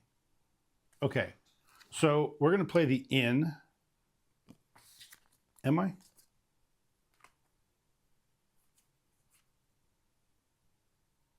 Yeah. Okay. We'll play the inn. The inn says it's 2 wood and a seaweed. Well, I'm going to use my 2 treasure for the 2 wood and the seaweed.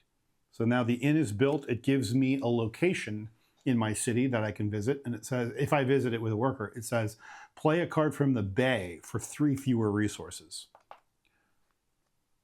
The inn is very cool. By the way, this is what this is what my city looks like right now. So we were up to 7 cards. We have a max of 15, but we're doing all right.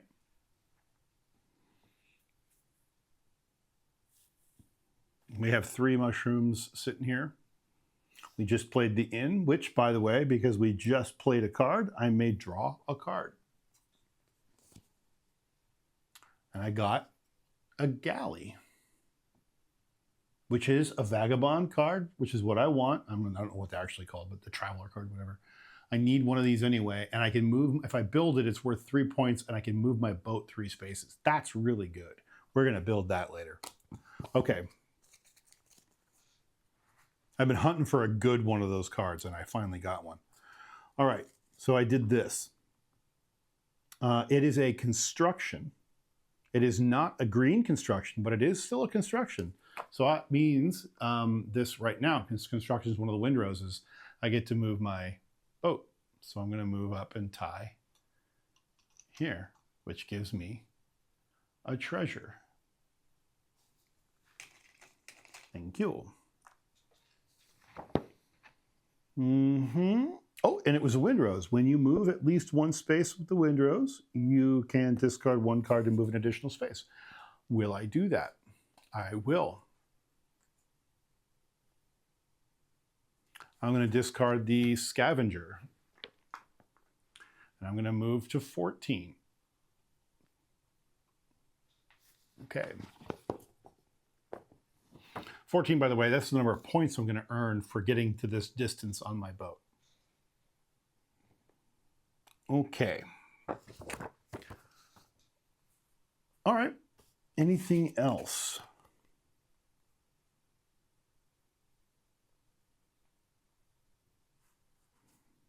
I don't think so. I don't think so. Okay. Well, what's she going to do? She has no more workers. I have 1 more worker because I've been choosing to play cards. So she's going to play a card from her hand. She has gained cards since I shuffled last, so I shuffle now.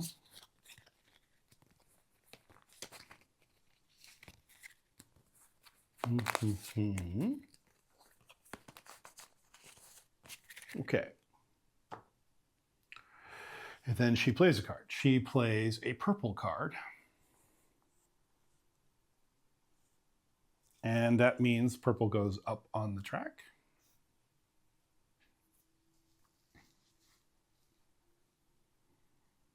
Right.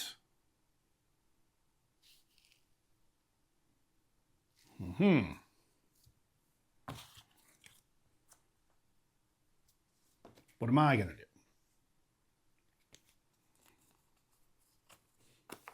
I have a worker left.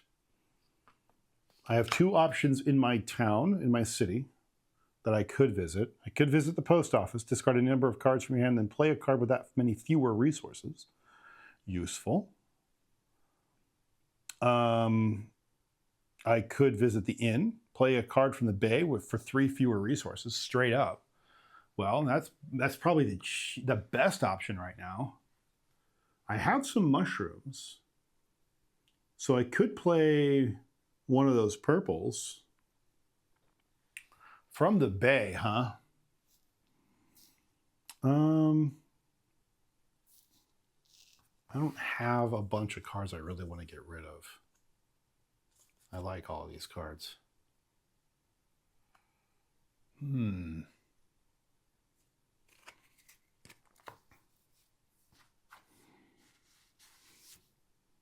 So I think we are going to play from the bay for 3 fewer. Seems to make the most sense. So where are we going to go, though? What from the bay are we going to do? You know what I mean? From the bay, 3 fewer means I could play this governor for common constructions. I have 1, 2, 3, 4 common constructions.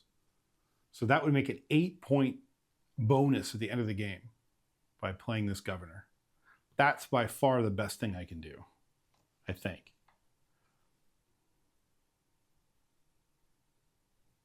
So I would be paying 2 mushrooms and disregarding the other 3.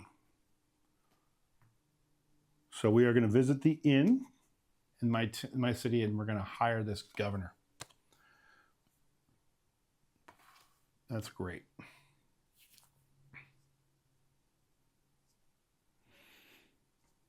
Okay, do we have everything? We don't.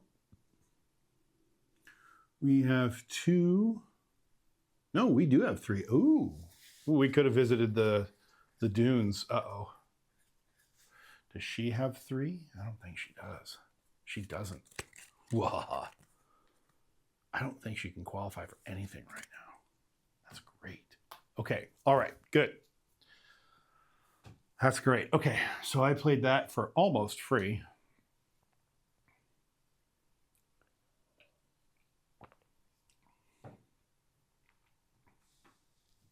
Yeah. I don't have any workers left. I do have cards. I do have a nominal amount of resources left. I technically could build the sailmaker for 2 mushrooms. Do I have a 2 mushroom in my hand? I don't.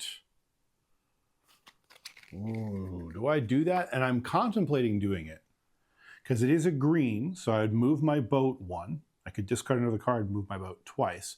And the consequence of building this lets me move my boat again, so that would be 3. And then when I prep for fall in just a minute, that'll go again. So I'll move my boat 4 spaces. That seems like a reasonable use of my resources. So I'm just going to build it straight out. My 1 treasure and my 1 mushroom. I'm going to build sailmaker. Sailmaker is in the game, and now move my boat 1 space. Boat moves 1 space. Now, do I discard a card? Maybe.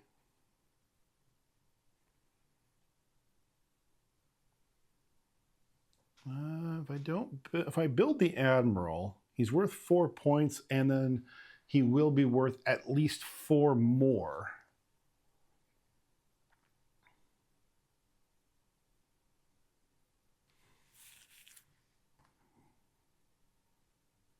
Dang it.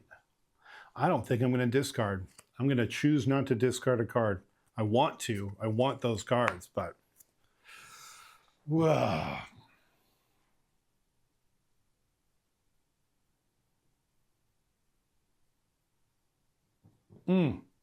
That sucks. Okay. This comes here. It's fine. So hold on. So that was 1 space for playing the card. It was a common critter, so I get to move it another because I built, it was this green production type. So that matches the Windrose. So I got to move it again, which gives me another treasure. So technically I have another treasure. And then I'll be able to play it a third time when I prepare for fall. Okay. All right. What is she going to do? She's playing another card. She's playing Gardens. So it goes... She still has... Oh, she just finally qualified for 1 map token. Finally. Wow. I've gotten really lucky on that. She hasn't qualified for much. Okay.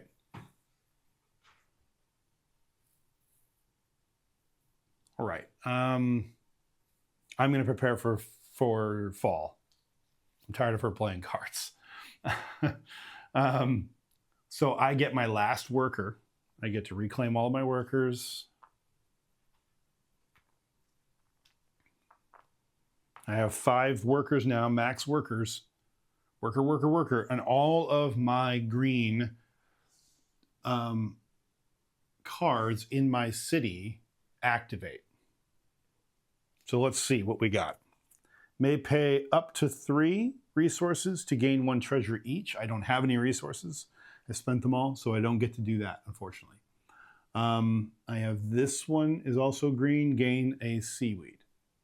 Well, maybe I'll just do this one first, gain a seaweed, and then pay up to 3 resources to get a treasure. So I paid the seaweed and I converted it to a treasure.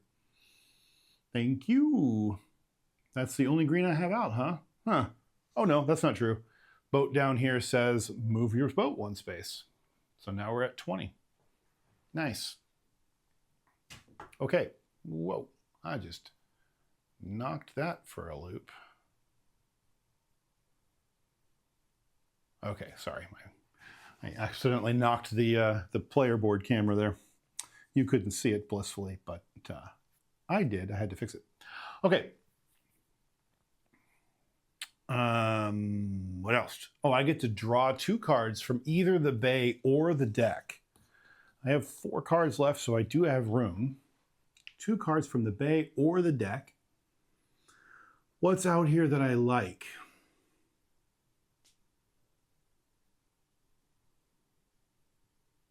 Each common critter? I don't have very many common critters. I have 2 common critters.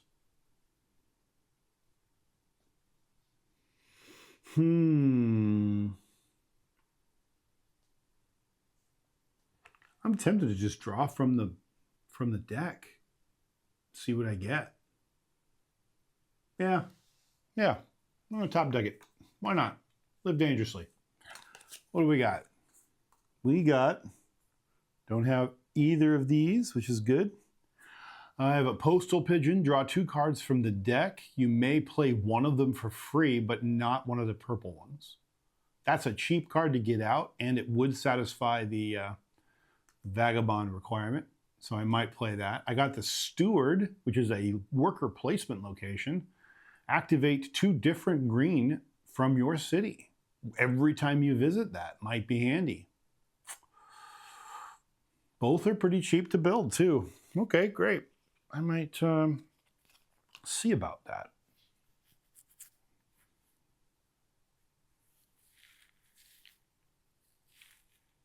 Cool. Now, what is she going to do preparing for fall? I believe preparing for fall is different for Bonnie. She claims all map tiles she is eligible for. She is eligible for 1 map tile. If we look, she's got 2 purple, 2 green, and a red. And if we look at the eligibility requirements for the map tiles, she is, oh, no, wrong one. There we go. Okay. Yeah. So she is able to claim this one because it is 2 purple. That she's able to claim. Okay. She can't qualify for any of those other ones, though, because I've kept her from being able to play too many cards. All right. Now, okay, she draws 3 cards from the bay using the plan to determine the cards she draws, as described above. Fine. Adjust the markers in the plan card. Refill the bay only after she has drawn all her cards. Got it. Okay, so 3 cards from the bay. She wants purple cards.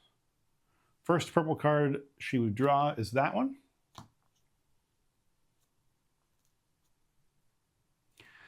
And then her purple goes up and off the board. So now she doesn't want purple anymore. She wants blue. It's the next highest. No blue. So she skips and looks for Vagabond. No, she doesn't want blue. She wants red. But there's no red either. So no, no, no. And now she does look for the Vagabond symbol. I'm probably calling it something very terrible. But what is it actually called? There's got to be a name for this thing. I should have looked it up eons ago.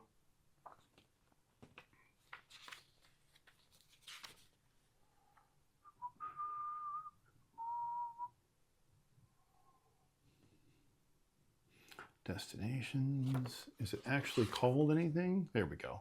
Traveler. I was right. Okay, Traveler, not Vagabond. Traveler. So she wants Traveler cards. There's only one, so that's the one she's going to take. And that goes up 1. Now, there are no cards on in the bay that match her requirements, so she's going to top deck the deck. And then she's going to refill the bay.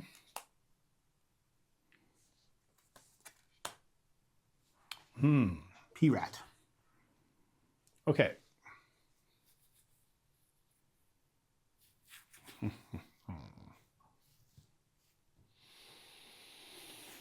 All right.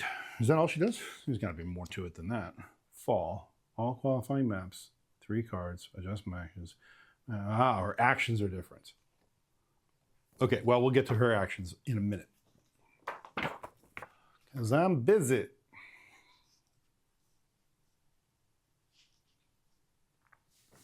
What am I going to do? Oh, well, she cycles the wind roses, for one. Forgot that. Unique. So unique cards and travelers. Unique travelers are going to move us the furthest on the boat track. Do I have any?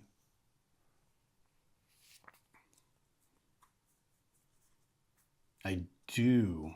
I have the galley, which I really want to get built, actually. So I could move my boat 5 spaces, possibly 6 spaces, if I discard a card. But I also want to get the navigator built. Right. So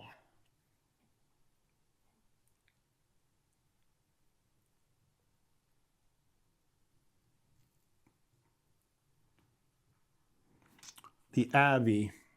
Play a card from your hand for 3 fewer resources. Do I want to do that?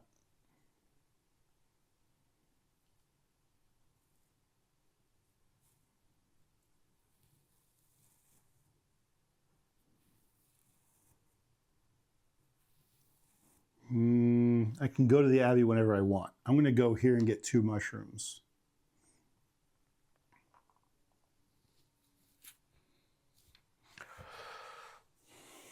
Yeah. And what is she going to do?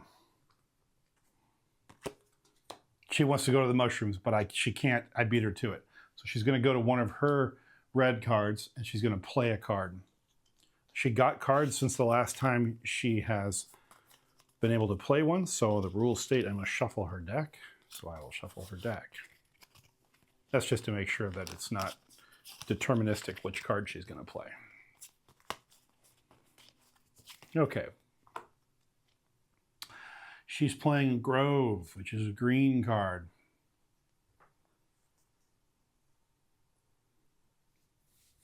Okay.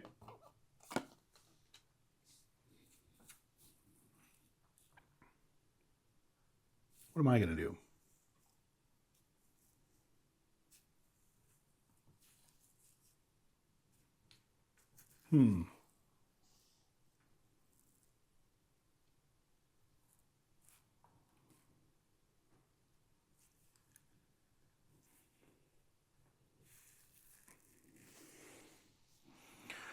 think we're going to play...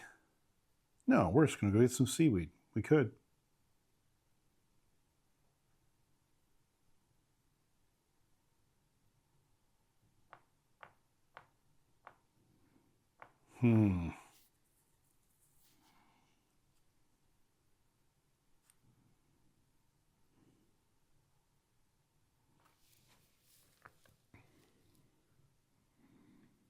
Yeah, we'll get some seaweed.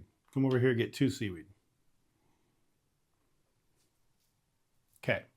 She is going to visit an island. She can't do it. She wants to go to the seaweed. She can't do it because I just did it. So she's going to go to the docks and move her boat twice. Hate that for me.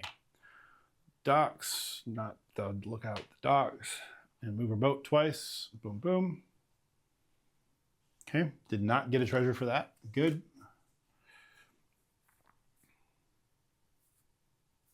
Okay. Now I'm going to play the galley. The galley is really cool because it says move your boat 3 spaces. It's a one-time use card. It is 3. Oh, wait. Yeah, that's right. I'm actually going to the Abbey to do this. Yeah. And I'm going to spend the 2 seaweed and I'm going to ignore the 3 wood. So anyway, I got that paid. Move your boat 3 spaces. And so it's worth 3 points at the end of the game. And now we come here, we move our boat 3 spaces. 1, 2, 3. And we get a treasure.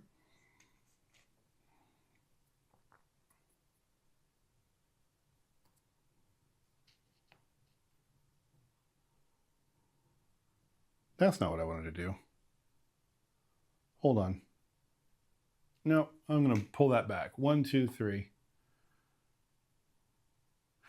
And we're not going to build this. We're going to get our seaweed back.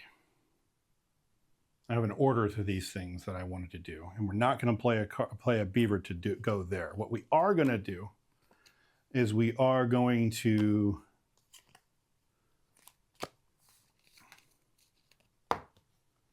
We're going to play Navigator instead.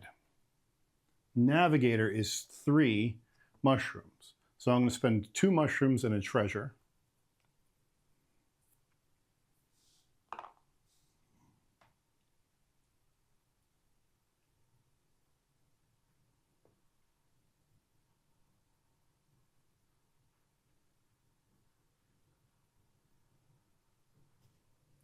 Yeah. 2 mushrooms and a treasure. And it's a unique critter. So it gets to move, I get to move 1. And because I used a windrose, I can draw at least 1 card. You may draw 1 card. I have drawn 1 card. I drew a sculptor, but I don't care about it. So when you move your boat with at least 1 space with windrose, you may discard 1 card to move an additional space. So I'll discard the card that I just drew to move an additional space, which gives me my treasure back. So now I have 2 treasure back. Okay, now what is she going to do? She wants to go to the seaweed. She can't. She wants to go to the sea stone and draw a card spot, so she will. What am I going to do? I'm going to play another card. I'm going to come back to my town. I'm going to put a worker on the Abbey, play a card from your hand for 3 fewer resources. I'm now going to play the galley. I am now going to spend the 2 seaweed, and I'm going to ignore the 3 wood because I went to the Abbey to build the card. Now I'm going to move my boat 3 spaces. 1, 2, 3, which gives me another treasure because I'm on the 30 space, which you'll see in a moment. I didn't move with a windrose. However, it is a unique construction and it's a vagabond. So now my boat will move 2 because I matched the 2 windrose requirements. So now my boat will move 2 more, 1, 2 to 34. And when you move your boat at least 1 space with windrose, you may draw a card. So I draw a card. I got the warehouse. I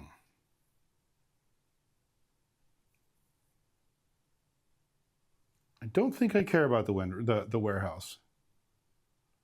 So I'm going to discard it, which is my other card. When you move your boat at least one space with the windrows, you may discard a card to move an additional space. So I'll move an additional space and I'll get another treasure.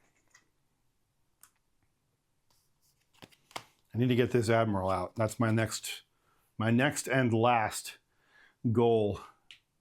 Somehow. I don't know how I'm going to do it though. I guess I could pay the treasure. If I could get one more treasure somehow.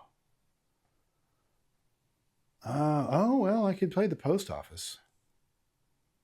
But these are worth 2, 4, 6, 8 points. And the Admiral's going to get me 1, 2, 3, 4, 5, 6, 7 points plus 4. Well, okay. It is a net positive to get the Admiral built.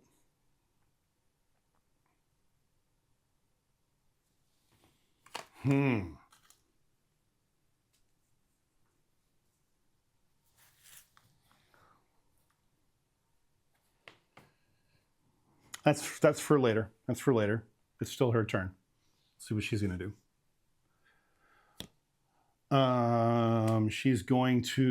She can't do that because she doesn't have another red location. So she's going to try to go here instead. She can't because I already went there. So she's going to go to the lookout and she's going to take a purple harbor. This card says, get rid of all green. That's fantastic, because I don't want any more green right now anyway. And that means most of what's on here is gone. Fantastic. And then take a treasure. So she gets a treasure, and I get to refill the market with almost all brand new cards.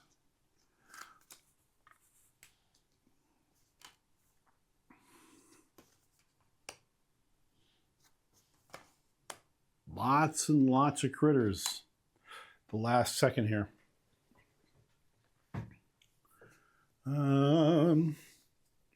Well, let's go get... Is it worth spending the worker to get those map tokens right now? What do I qualify for?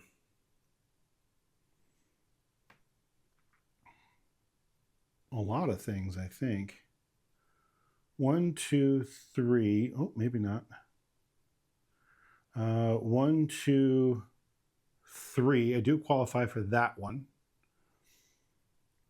And I do qualify for that one.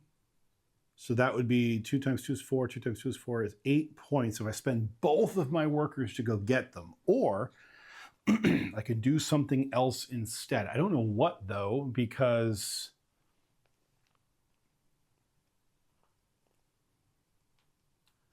it might be better to do something else. I could...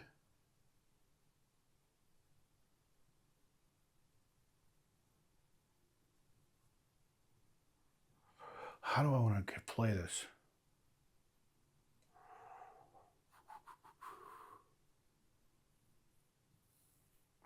Yeah. Each common critter. 1, 2, I don't have common critters.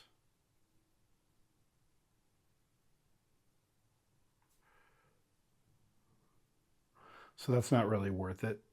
I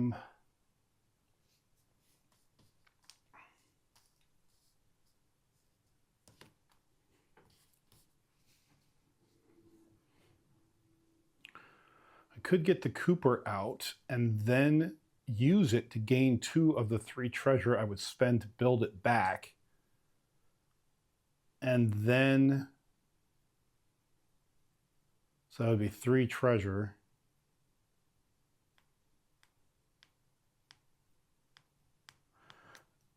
And then discard some cards to get the other 2. I could play both the Cooper and the Admiral, which would be 6 points plus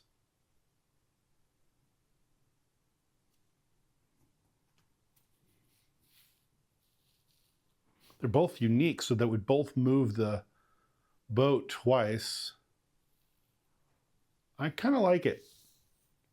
I might be able to get the boat to 41 if I'm lucky. We'll see how it goes. Okay, we're going to try it. We're going to try this out. We're going to play the Cooper.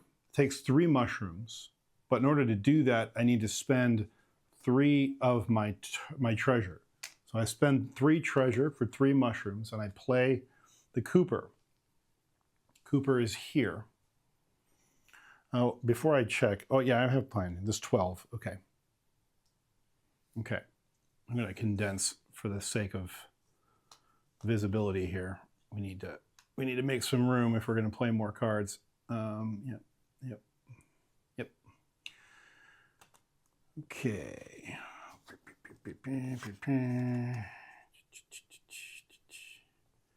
Just quickly double check a couple things. All right. Cool. Move up, move up, move up, move up. All right. So we have some room here. We can scoot those down and play some cards over top. All right. We have 12 cards. We have room for 3 more. We're going to play 2 more at the end here. We just spent enough to play the Cooper right here. And that's it. All I did was play him. So that's that. Still have 2 workers left. So what's she going to do? She's going to draw a card. And I know you're hungry. We're almost done. She wants to go to the seaweed. She can't go to the seaweed. She can't go to the mushroom. So she's going to go to the lookout with her last worker, I think. Yeah. And she's going to take a purple card. First purple card she would draw is this one.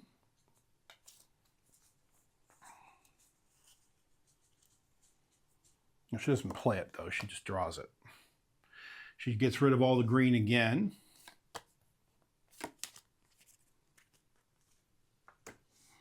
And then she takes a treasure. And then we draw.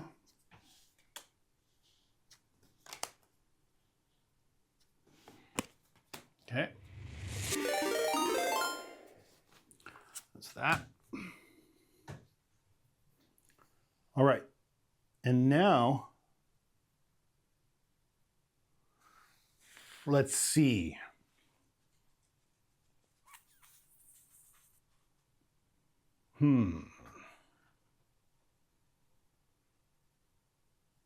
So now what I'm going to play is one of my workers on the new Cooper, and I'm going to gain 2 treasure back.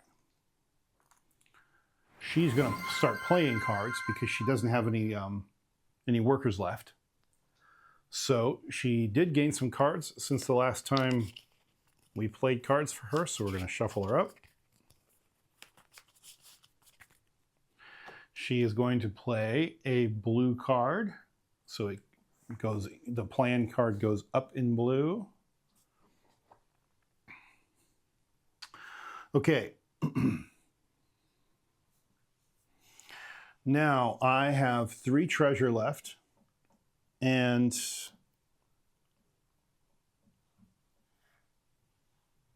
what am I going to do? There was a reason I was doing this. What was it?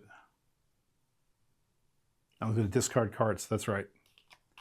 I'm going to go here to discard any number of cards to play a card with that many fewer resources in it. So we're going to discard the post position in the steward. 2 cards. We're going to spend the 3 treasure and those 2 cards to spend 5 resources to get our admiral out at the last second. So our admiral is here. Unique critter. By the way, these were both unique. So I'm going to move the boat once for the Cooper and once for the admiral. Yeah. So we got the boat to 40. We didn't quite get it to 41, but that's okay. I was hoping to get it to 41, but it says for each treasure space you have reached or passed with your boat. So it's 1, 2, 3, 4, 5, 6, 7 points is what I will earn for the admiral at the end of the game for getting him out. I don't have any cards to discard, so I can't move the boat, but I can draw cards, actually. For each one of those, I would have drawn a card. So I draw 2 cards, 1 for each of those, and then 1 for each of these. So do I want to discard both of those to move the boat twice? I think I do, because there's no reason to build anything. I have nothing left. And these are too expensive to build quickly. Yep. So I'm just going to discard them both to move it twice, get 2 more points. Why not? And I do get a treasure back. So I got the boat to 42. 42, I got a treasure. Just 2 extra points, which is great. Okay, I am done, but the game is not over yet. She gets to move because I haven't passed yet. So she is going to build another card. She's building green. Green is already off the board. What happens when she tries to do that?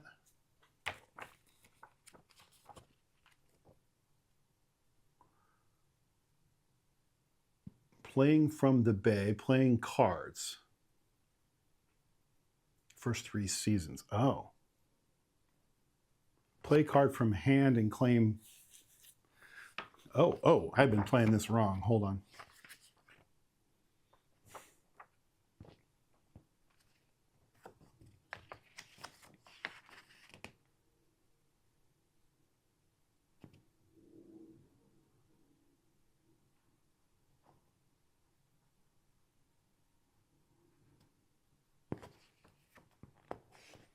During autumn, Captain Body plays differently. On her turn, she plays 1 card from her face down hand, shuffling first. Then if she qualifies for any map tiles. Oh.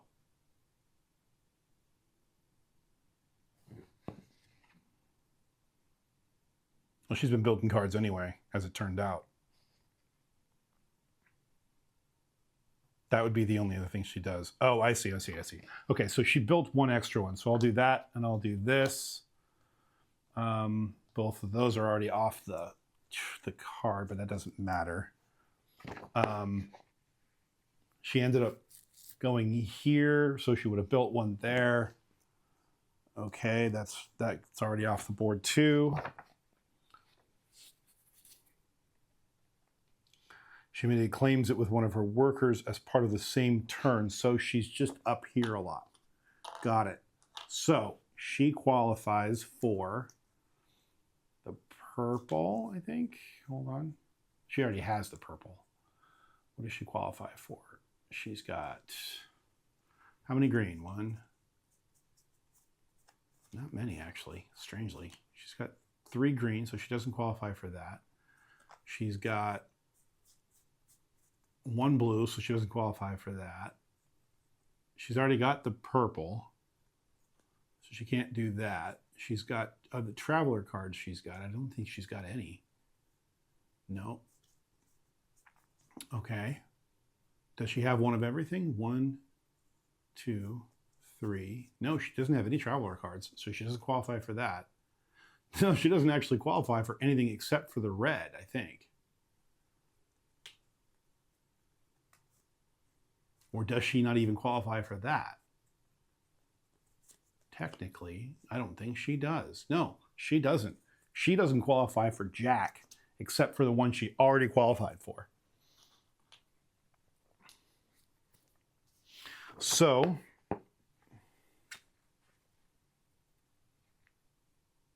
why is this down here?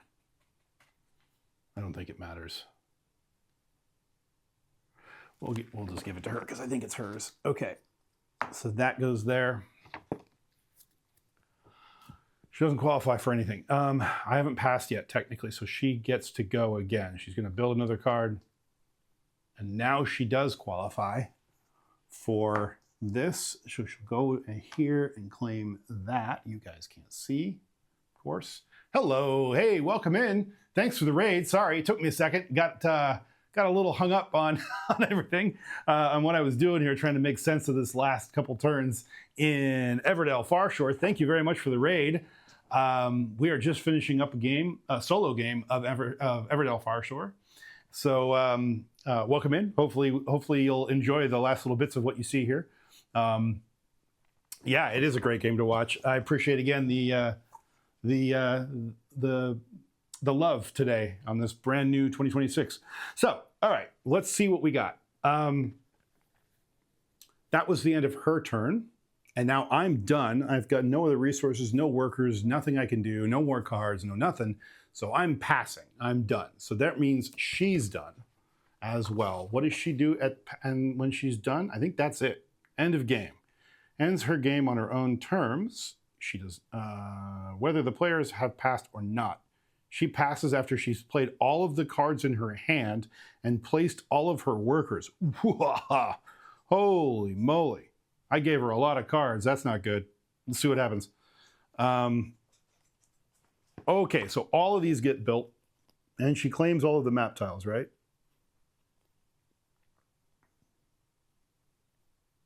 Yep. Let's see. Well, I'll just play it like that. It doesn't explicitly say that, but she gets them all the other times. So she gets 2 more greens, so she does qualify for the green. And she gets 2 more blue, so she does qualify for the blue. And I still don't think she qualifies for the traveler cards. I don't think she got enough. She did not get enough. Okay. So she's played them all. And okay, to determine her score, this is where I think I'm going to need a calculator. Map tiles. Let's figure out how much she's got here. Map tiles. She's got 2 points and 4 tiles, so that's 8 points apiece, 32 points. Treasure tokens. She's only got 5 of those, so that's 10 more points. Current ship location. I was able to hold her to 16 on the ship, which is great. Each green, blue, tan, or red card in her city is worth 2 points. Whoa. Okay, hold on. Let's see. Red cards. Tan card. Blue card. Green card. Okay, so blues, greens, reds, green. No, purple. Purple doesn't matter. Green, purple, blue, purple, green. Okay, interesting. So these are worth 2 points. Let's count those. 1, 2, 3, 4, 5, 6, 7, 8, 9, 10, 11, 12, 13 times 2 is 26 points. Okay. Each purple card is worth 6 points. That's not good. I was wondering when that would come back to bite me. Okay. 30 points. Oh, Lord. I don't know that I made 114 points. I thought I was doing pretty well. We'll see. I have to beat 114 points to beat her. Yikes. Autumn comes up quick with her. Okay. Let's figure out what I got. This is pretty easy for the human, but okay. Yep. Okay, listed value on all cards in my city. So that's the easy one. So I have to be at 114 points. So 4 plus 1 plus 2 plus 3 plus 2 plus 3 plus 3 plus 2 plus 6. Okay, so face value of all the cards are 6. Take my workers back. I got 2 points for the treasure. I got 42 points for my boat. 70 points so far. Yee, I don't know that I got 50 points in bonuses. Did I qualify? I did qualify for one of the maps. I just never spent the worker to go get it, so I don't have any. Purple. Each common construction in my city. 1, 2, 3, 4. 4 times, what is it? Where is it? times 2. Okay, so that's what, 8 points? Great. Okay, what other purple do I have? This one. 1 point for each space you have reached or passed. Treasure spaces. 7. I thought I was doing all right for a minute until she added 30 points in cards. Actually, she almost doubled her points in cards. Is that it? Is that all I got? That might be it. I got all of that. Yeah, she trounced me. So 114 to 85. She got me by 29 points. That is a good solo. I guess the only note I would have with this solo, and this is the first time I've played this solo. In fact, this is the first time I've played Farshore solo at all. Is that, I mean, while I do like that the solo mode has variable difficulty, so you can ramp it up. It's like 4 levels of difficulty, and I was playing on the 2nd level of difficulty. The thing that I don't know that I like is that in Autumn, which is the last round, it's 4th round, she just scores all of her cards, which is great, but you're thinking you're doing all right, and she's just putting cards in her hand the whole game, and you don't, unless you've played this game before, you don't really know the implications of her getting certain types of cards. You don't know the implications of her getting purple cards versus green cards, and so on. So like, she's just picking up cards, and you're like, yeah, whatever, okay, great, you're getting cards, you might build them, you might not. I didn't know that in Autumn, I didn't realize that in Autumn she just plays all of her cards. So whatever she's been amassing in her hand the entire game just gets dumped out in points in 1 round at the very, very end. So that deck just is kind of like a silent killer. It's just slowly building up, and then eventually she just dumps a bunch of points down. So the whole game I'm going, hey, I'm doing all right. I beat her in the boat. I've held her back in a bunch of other ways. She hasn't been getting in my way a whole lot. So I'm playing this freewheeling game over here thinking I'm doing all right. And 85 points isn't bad. But I think it's a very bottom heavy thing where you're really, because she hasn't built a big city. I think by the end of the game, she had, most of her cards were still in her hand. She hadn't built much of anything. So her city wasn't very big. So I was thinking, well, I kept her from building a lot. Turns out she just dumps all those cards. You have no say, no ability to strategically end the game in a way that keeps her from earning a lot of points. Like in a regular multiplayer game, you might go, I'm going to rush the end of the game. Of course, in this game, thematically, that is fair, because in Everdell, just because you end your round doesn't mean they ended theirs.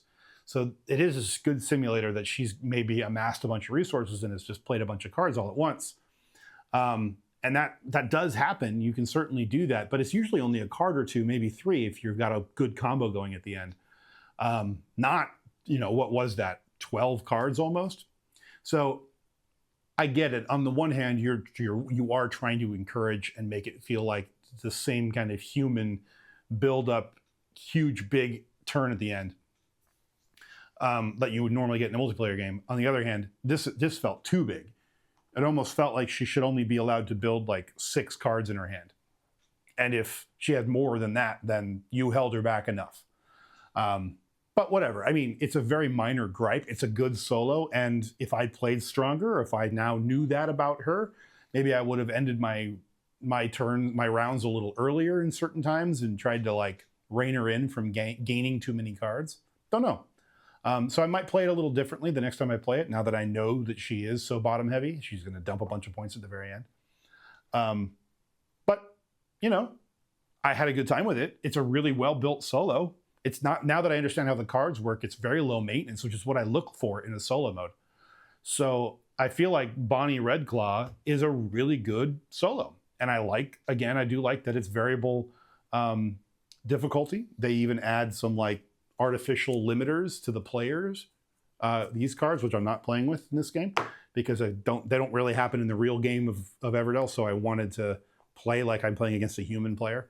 So I chose not to go that way. I'm kind of glad I didn't, because I was at difficulty level 2 and I still got trounced by almost 30 points. But again, I really enjoyed it. I'm really glad that I got it on the table. I love Everdell. I love everything about that franchise. So thank you so much for joining me. And thanks again for the raid, Luzapalooza. I love it. Sorry, it's just really a tongue twister to say, but But thanks again for joining and thanks for following. And I stream every week on Twitch. I stream every Sunday, somewhere between 11 and 1 o'clock Pacific time. And so join me again. These videos all go up on my YouTube channel as well. So if you ever miss a stream, you can always go watch me on my YouTube channel. If you ever want links to anything, it's links.megashub.com. It gives you links to whatever you need. And you can contact me there as well. There's a contact form. If I miss anything or got something wrong, you can always drop me a note and let me know, and I'll make notes in the YouTube video posting about what I made, all the mistakes that I made. So yeah, that's about it. Can't think of anything else to say. This has been Everdell Farshore, and join me again next week for something completely different. All right, take care, everybody. And there's enough of you around. Hang out for just a second while I go to thanks for watching, and we'll get a raid going. If you guys don't mind, we'll share the love onward. All right, take care. We'll see you again next week.